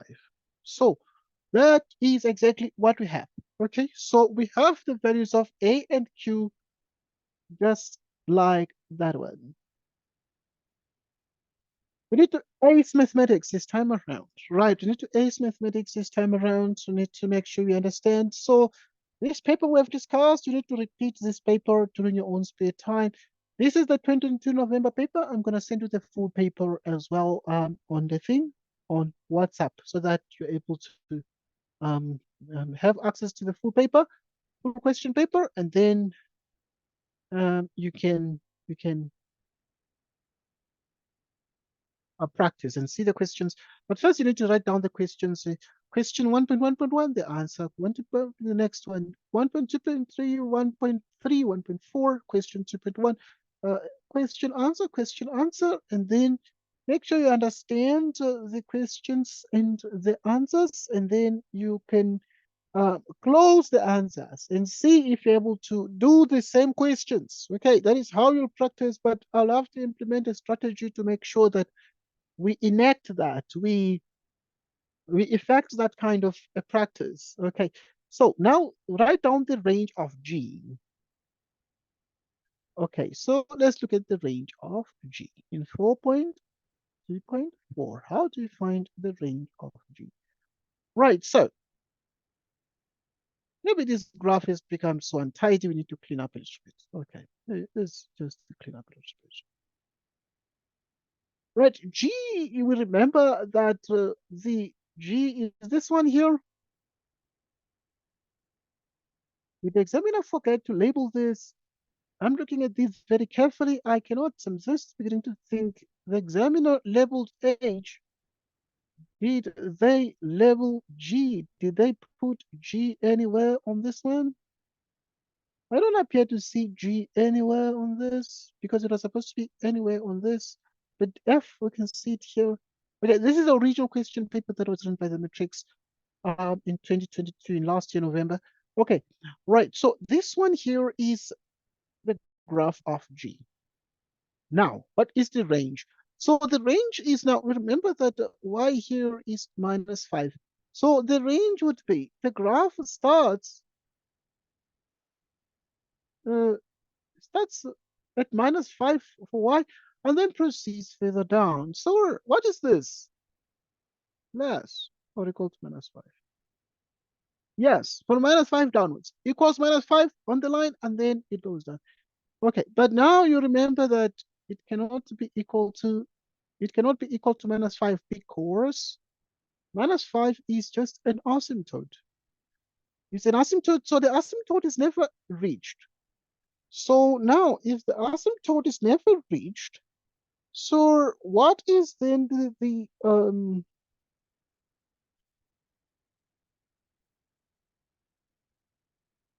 sure, this is minus infinity.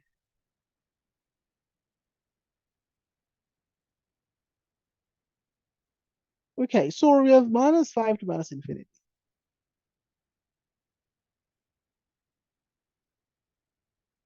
Minus infinity to -5. Minus infinity to -5. Yes, we have it. Okay, so that is the range. So you can either write it like in the green. Okay, they're both green. You can either write it like this or like that. Okay, so 4.2.4, that's what we have. Okay, but in 4.2.5, what do we have in 4.2.5? In 4.2.5, we have determine the values of K for which the value of this one will always be positive. Will always be positive. Determine the values of K for which the value of f of x minus K will always be positive. Okay, let's look at this one.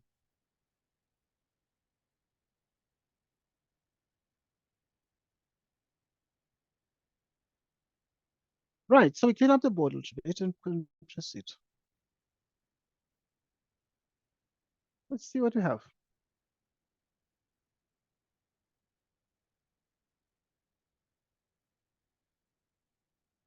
Oh, yes. All right, so we're looking at what is the question for 2.5?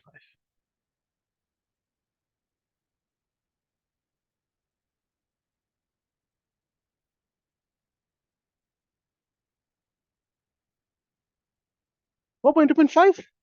Determine the values of K for which. Now, the function f of x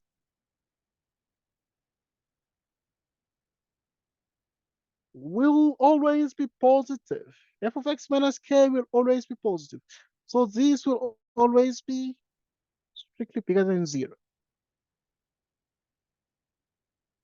Okay, what is the meaning of this? So if you take a function and you subtract K from it, You subtract k from it, and suddenly this function is greater than 0. You see, it means a couple of things, but it means that now you are looking at a region that is above the x-axis, positive, y is positive, y is negative.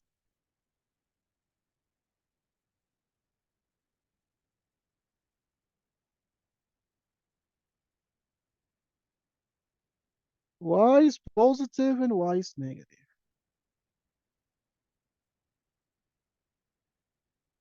Y is positive and y is negative.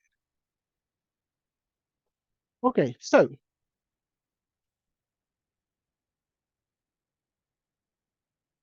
we have what?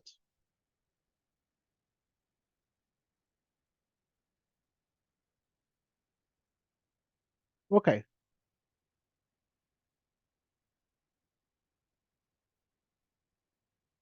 Oh,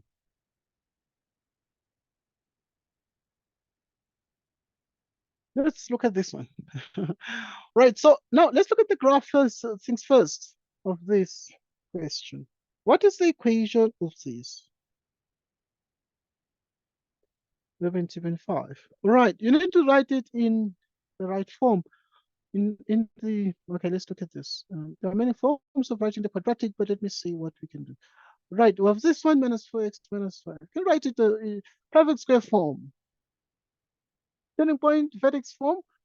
Right, so we have this. But now, by how many units would this be moved? So the easiest way is to write f of x equals x squared, and then you have minus 4x. Then you add minus 4, you divide by 2, minus that, you divide by 2, minus 5. So, which means if f of x, okay, this is called completing the square. Completing the square.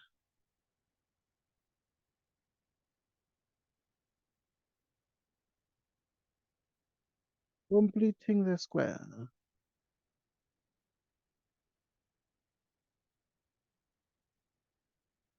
Which means x that.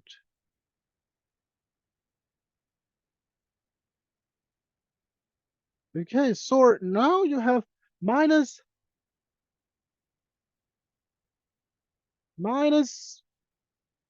2 minus 2. Okay, so if you square this, therefore it's minus 4, this one.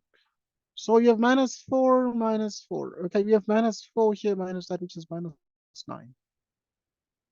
Okay, make it same color green. So if you want this graph to be positive, it means that we must say f of x.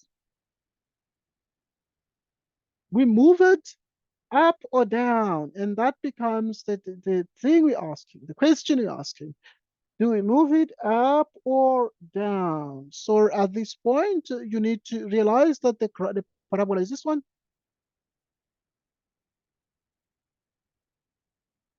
So if you want it to be positive, you'll have to move it up. Move it up by 9 units. 9 units up.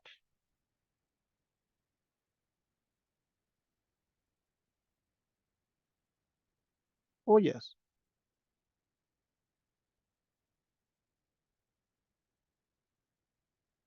Okay, you move it 9 units up. So moving it 9 units up, what do we do?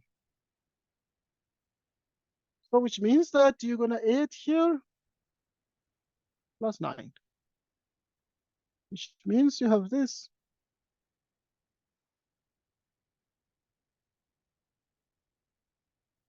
Which means f of x plus 9. .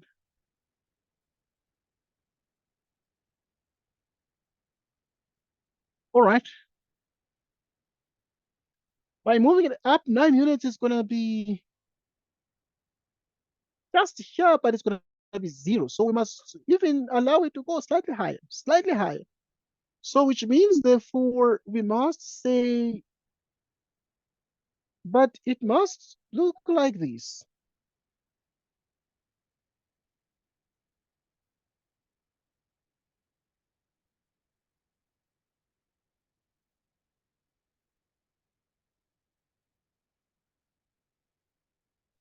Must look like this. So it means, therefore, you must have that, because we're subtracting, so it is f of x minus 9 is equal to x minus 2, which means k must be what? The k must be minus 9. It must be minus 9, less than minus 9. Okay, because if it's minus 9 exactly, it's not good enough because it's going to be 0. So if it is a number that's less than minus 9, for instance, if you move it up 10 units, 10 units, the graph is going to be at 10 units. It's going to be like, yeah. How do I know it's going to be there? Because I can see that here it's minus 9. And then if I move the graph 9 units up, I'm going to add 9 units to move it up. So, and if I add 9 units, 9 minus 9 is 0. And if it's like this, I've moved the graph 9 units up. Okay, there are two ways to view that. You look at the graph and you look at the equation. The graph has the turning point, we saw the turning point has 2 minus 9 coordinates. So it is at minus 9, and so if you move the graph up by 9 units, the graph is going to be sitting here. But we want it to be what? Positive, such that this f of x minus k will always be positive. Where positive means that we don't want it to be 0, to have the 0 vertex on the x-axis, want it to be positive. So, Mr. Examiner, we must move it up just more than the 9 units up. So how do you say more than the 9 units up? So in other words, it means that here, this one must be like a minus 10, a minus 11, and so on. But how do you say minus 10, minus 11, and so on? These values of k can only be less than minus 9, because minus 10 is less than minus 9, minus 11 is less than minus 9, minus 12 is less than minus 9. So any of those values will take the graph higher, just above the x-axis.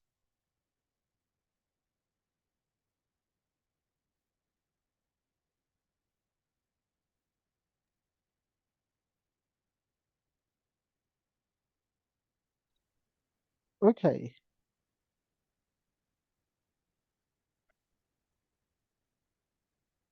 Right, so we're done with that one. So yeah, 5.2.5, 2 marks. So you don't need to write too much there. It's 2 marks, so you just might be able to see that straight away. How is it given 2 marks? Because it's like a lot of work. Well, there are two ways to look at it. From the graph point of view, the examiner looked at the graph that if you already know the coordinates, if you already know the coordinates of d, which are 2 and minus 9, then you'll realize that by the coordinates, you'll be like, okay, it means that you must move it up more than 9 units up. How do you say more than 9 units up? So which means that this k itself must be what? This k must be such that must be less than minus 9. Must be less than minus 9 because you're subtracting here. So if you're subtracting is f of x minus, so you must put minus so that we have f of x plus 9. So this means up. Yeah.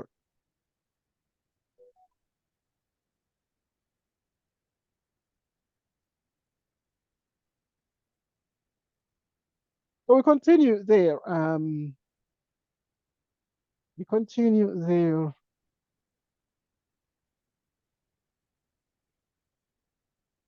There. Paul. Okay. So we're solving more questions now. Solving more questions now.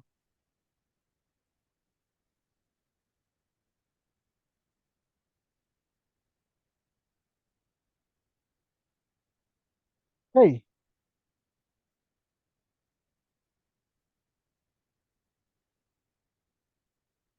next question.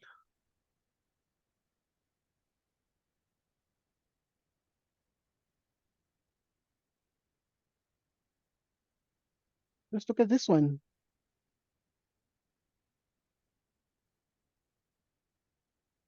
Let's look at question 5.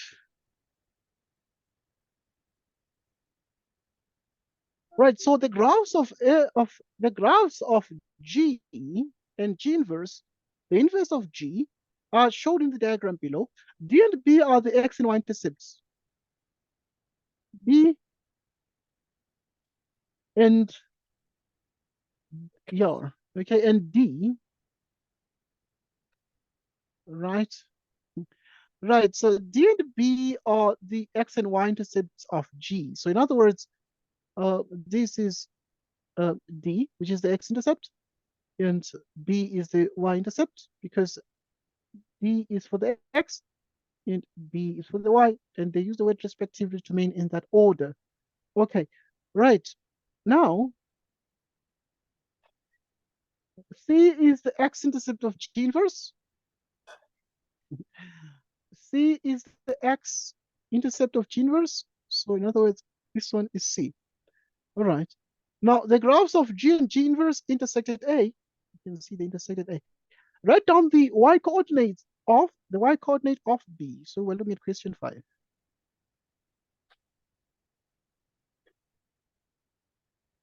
We're looking at question 5. Write down the y-coordinate of B. This one. Right. What is the y-coordinate?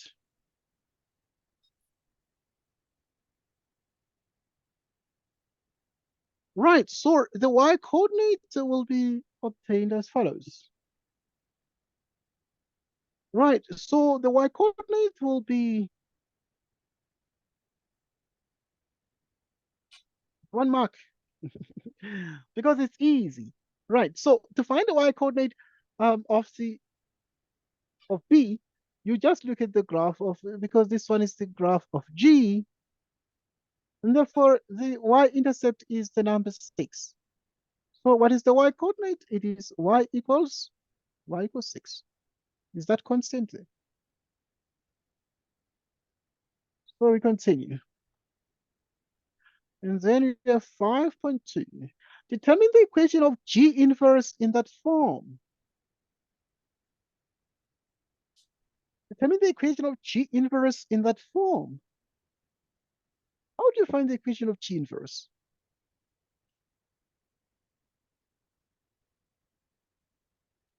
How do you find the equation of G inverse?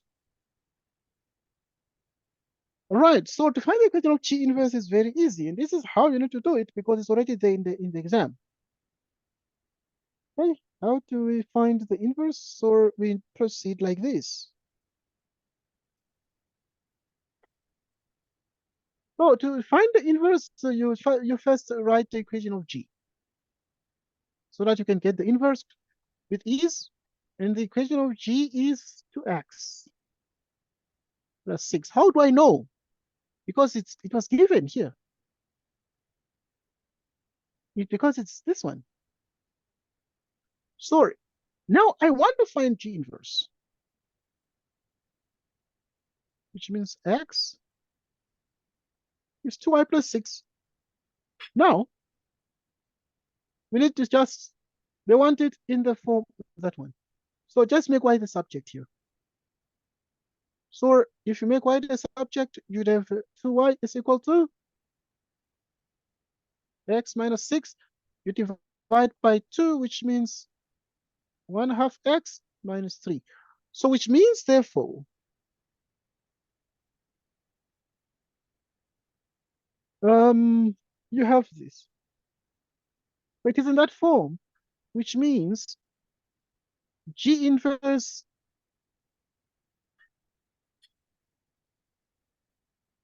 is 1/2 x minus 3, 5.3. Determine the coordinates of A. And A is the point of intersection. A is the point of intersection. Right, so A is the point of intersection. Find the coordinates of A.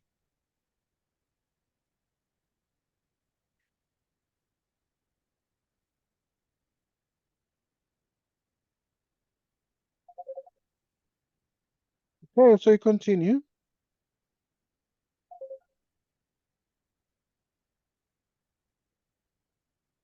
Right, so now to find the coordinates of A,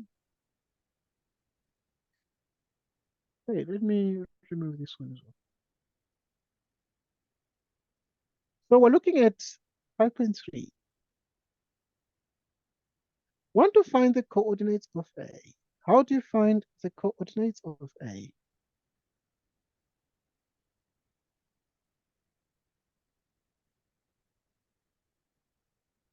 Right, so to find the coordinates of A,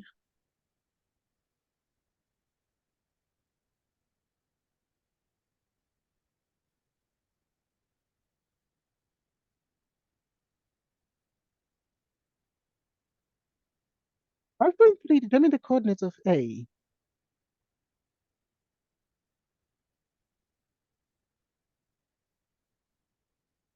Oh, yes, please. Are you saying something? Okay, yeah. All right. Okay. Okay.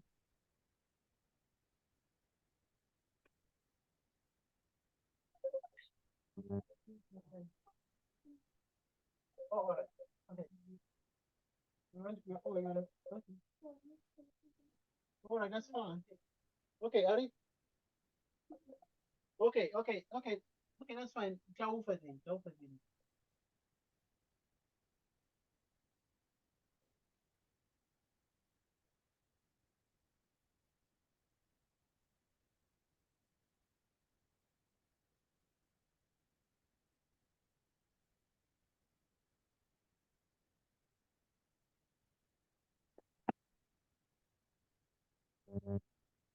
Okay.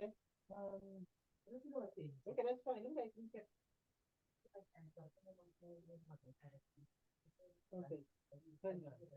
Okay. Okay.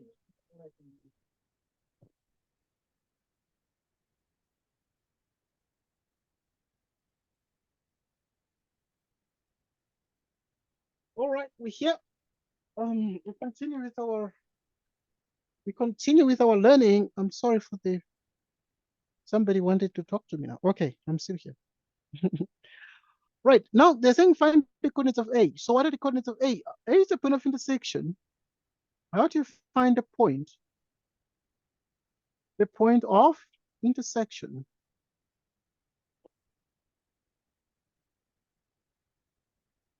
Right, so to find the point of intersection, we equate the two functions. So we're going to look for points where G is the same as its inverse. What is G? Okay, we got G in the question. It is this one.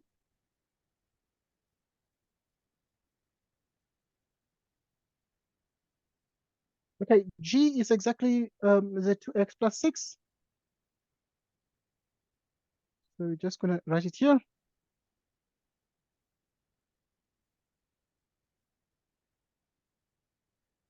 Now the inverse of G we've just got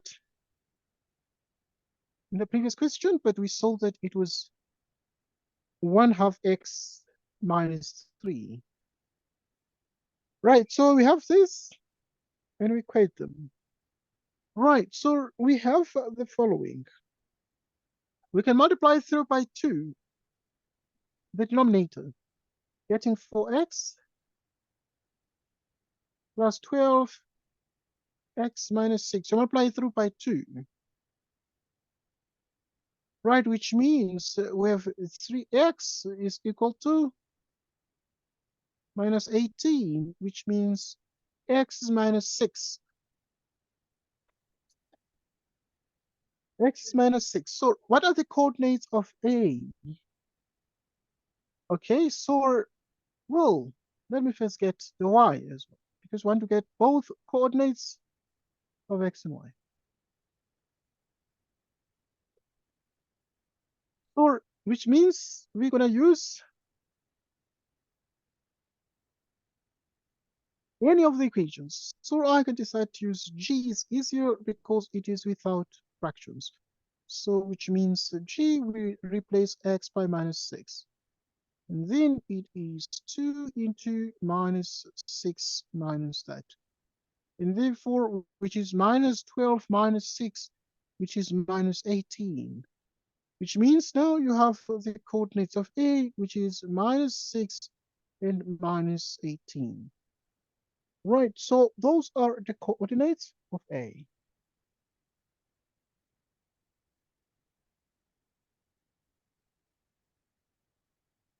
Let's see. Uh-huh.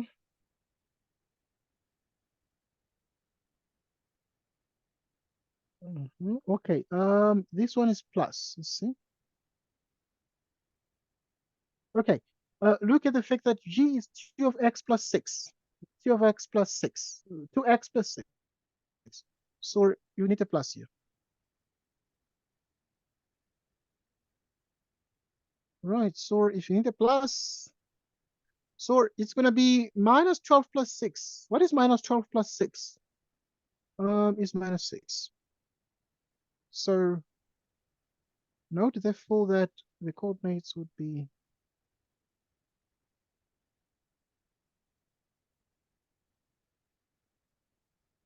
note that its coordinates will therefore become minus 6.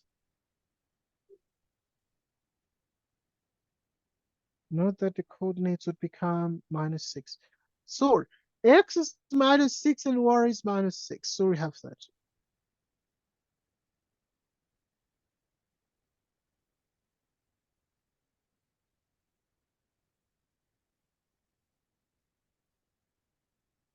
.4. Calculate the length of AB.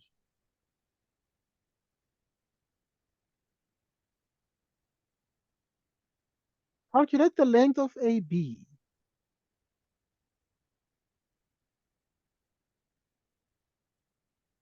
Okay. This is the B we are talking about. Just need to find the length of AB. Right, but we already know the coordinates. What are the coordinates of A? Okay, these ones are minus 6 and minus 6. The coordinates of D, excuse me, of B,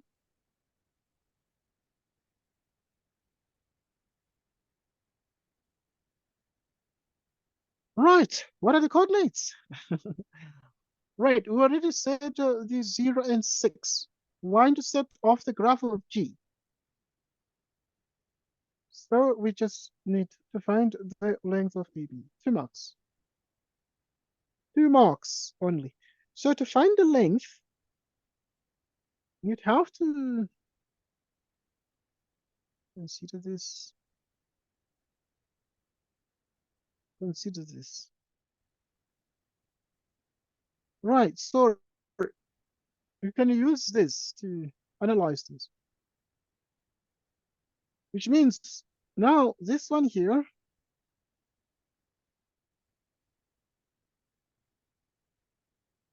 okay, so you go up 6 units and then you go down 6 units, which means it's 12. Okay, there's 6 there, there's 6 there, but you also have 6 there. So you have a triangle like this.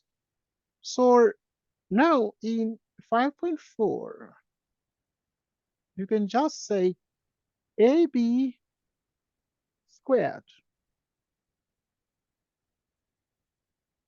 You can say, you can use Pythagoras. Like, okay, what is Pythagoras? Right, Pythagoras is like x squared plus y squared equals r squared.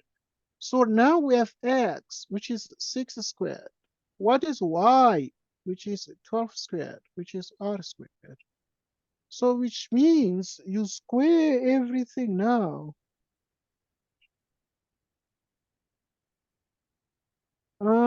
Right, so is this one squared, which is 6 squared plus 12 squared?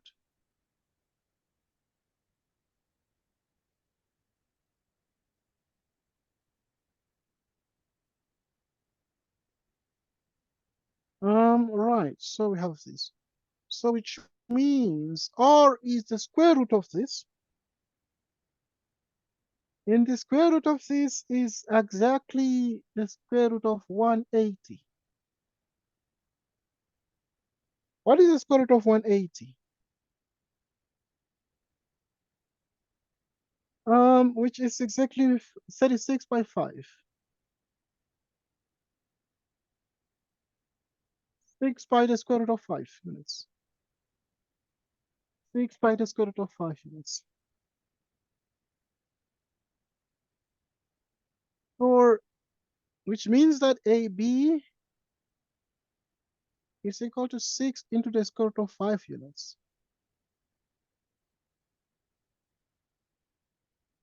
And it's 5.4. Okay, if it is 6 square root of 5 units,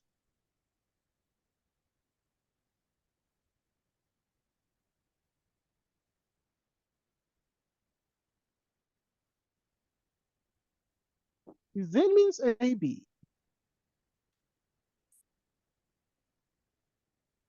is 6 square root of 5 units.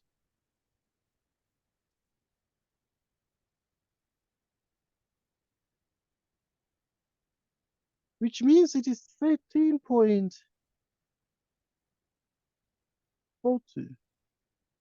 units.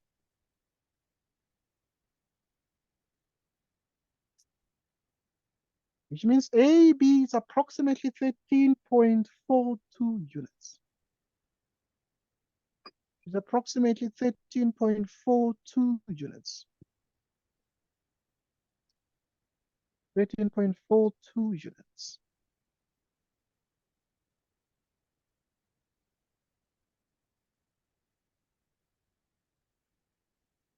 Okay, so now we found the length of AB for 5.4, and then now we continue to look at the next question. What is the next question? So we found that the length of AB is exactly that one.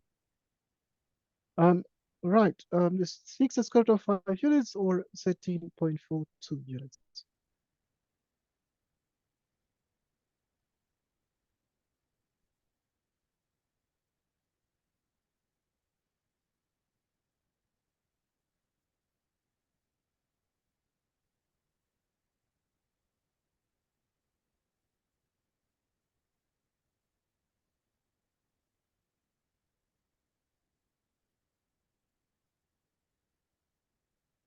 Now calculate 5.5.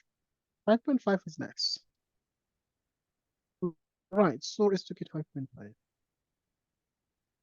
Calculate the area of triangle ABC. Find the area of triangle ABC.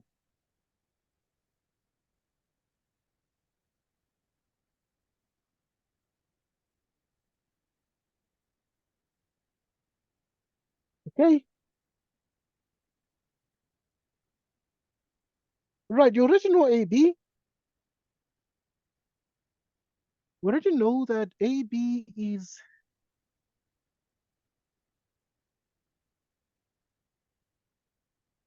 right. So a couple of things by symmetry.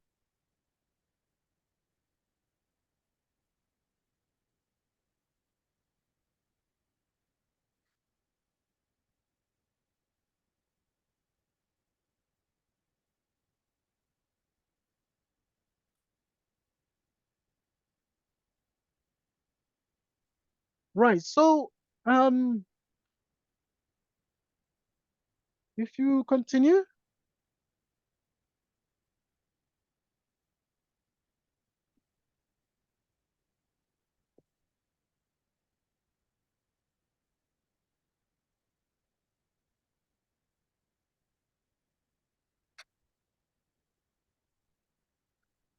if you continue.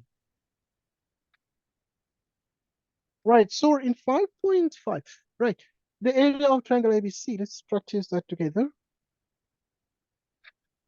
Well, this area, okay, this one, we know that AB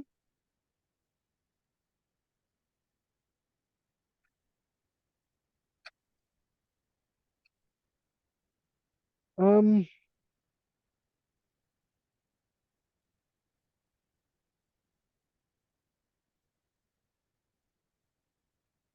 right, we know that AB is equal to AC is equal to 5 to the square root of, right, that's 6 is square root of 5. 6 is square root of 5. Okay, AB on the, we can see the blue color there. It is exactly 6 the square root of 5 units.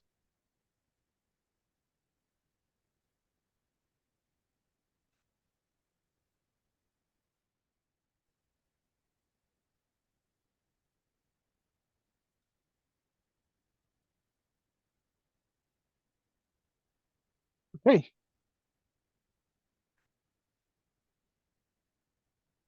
the second.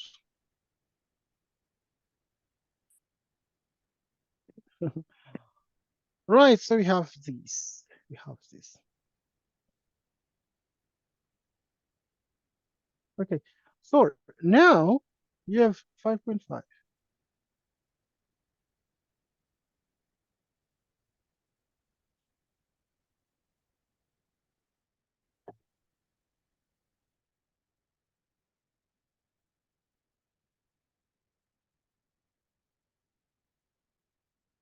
Um, calculate the area of triangle ABC then. Okay, so we saw that AB is equal to AC. And then, so this is sort of an isosceles triangle. This. But what is BC?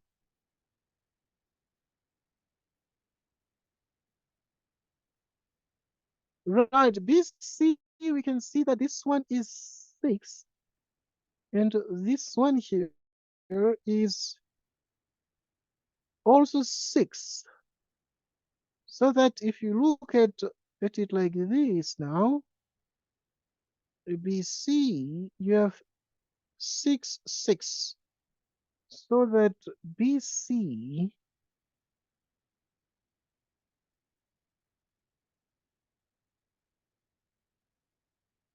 so that BC is a square root of 6 squared plus 6 squared.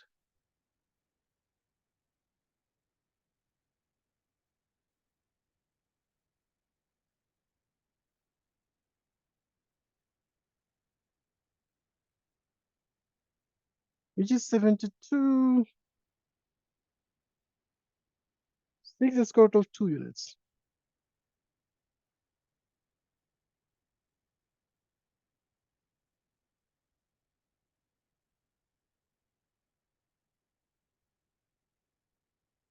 Now, what is the perpendicular height of the triangle? The perpendicular height.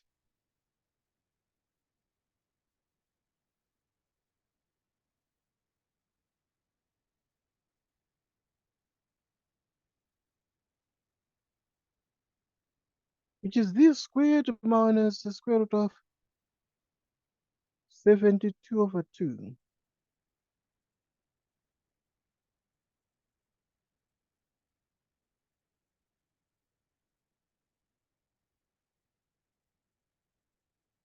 Right, so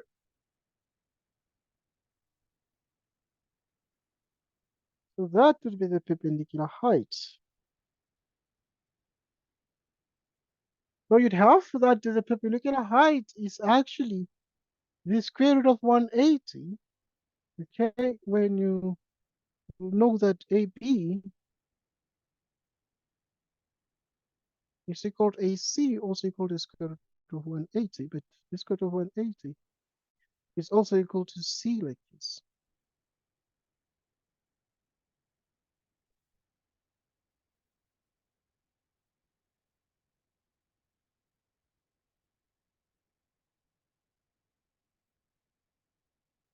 Right, so you can say the perpendicular height like that.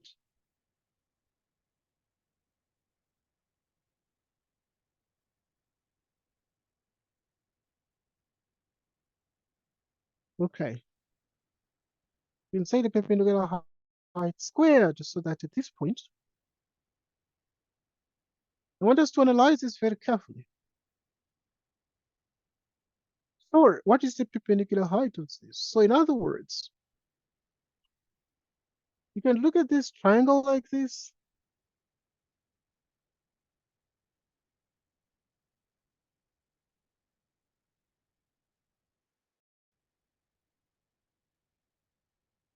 Okay, this.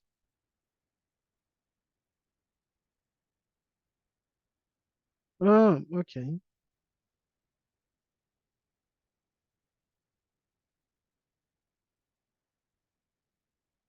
Hmm. Okay, so this is the square root of 180. This is the square root of 180. And then obviously BC we know is the square root of 72. So this one we know is square root of 72. But we can divide it by 2 to mean this. So we can divide it by 2 for this part. And then now this one we know, and then we can just find the height there. So it's exactly that. So now the perpendicular height can therefore be defined as a square root of this. But if you subtract everything here, 180 square roots, you square everything, 162. Perpendicular height minus square root of 2. So now we have the area.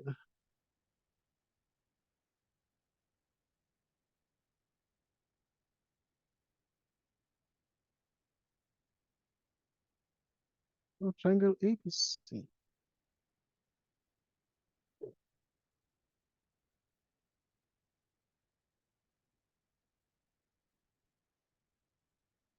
Okay, the area of triangle ABC is half base times the height. Half base times the height, so it is half the base. The base is the square root. What is the height? Is 9 the square root of 2.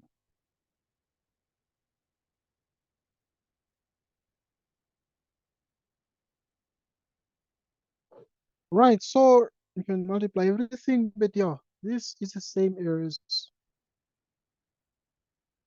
54 square units. 54 square units.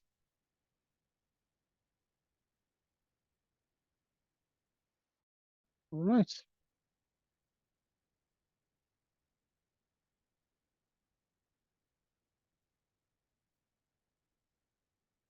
54 square units.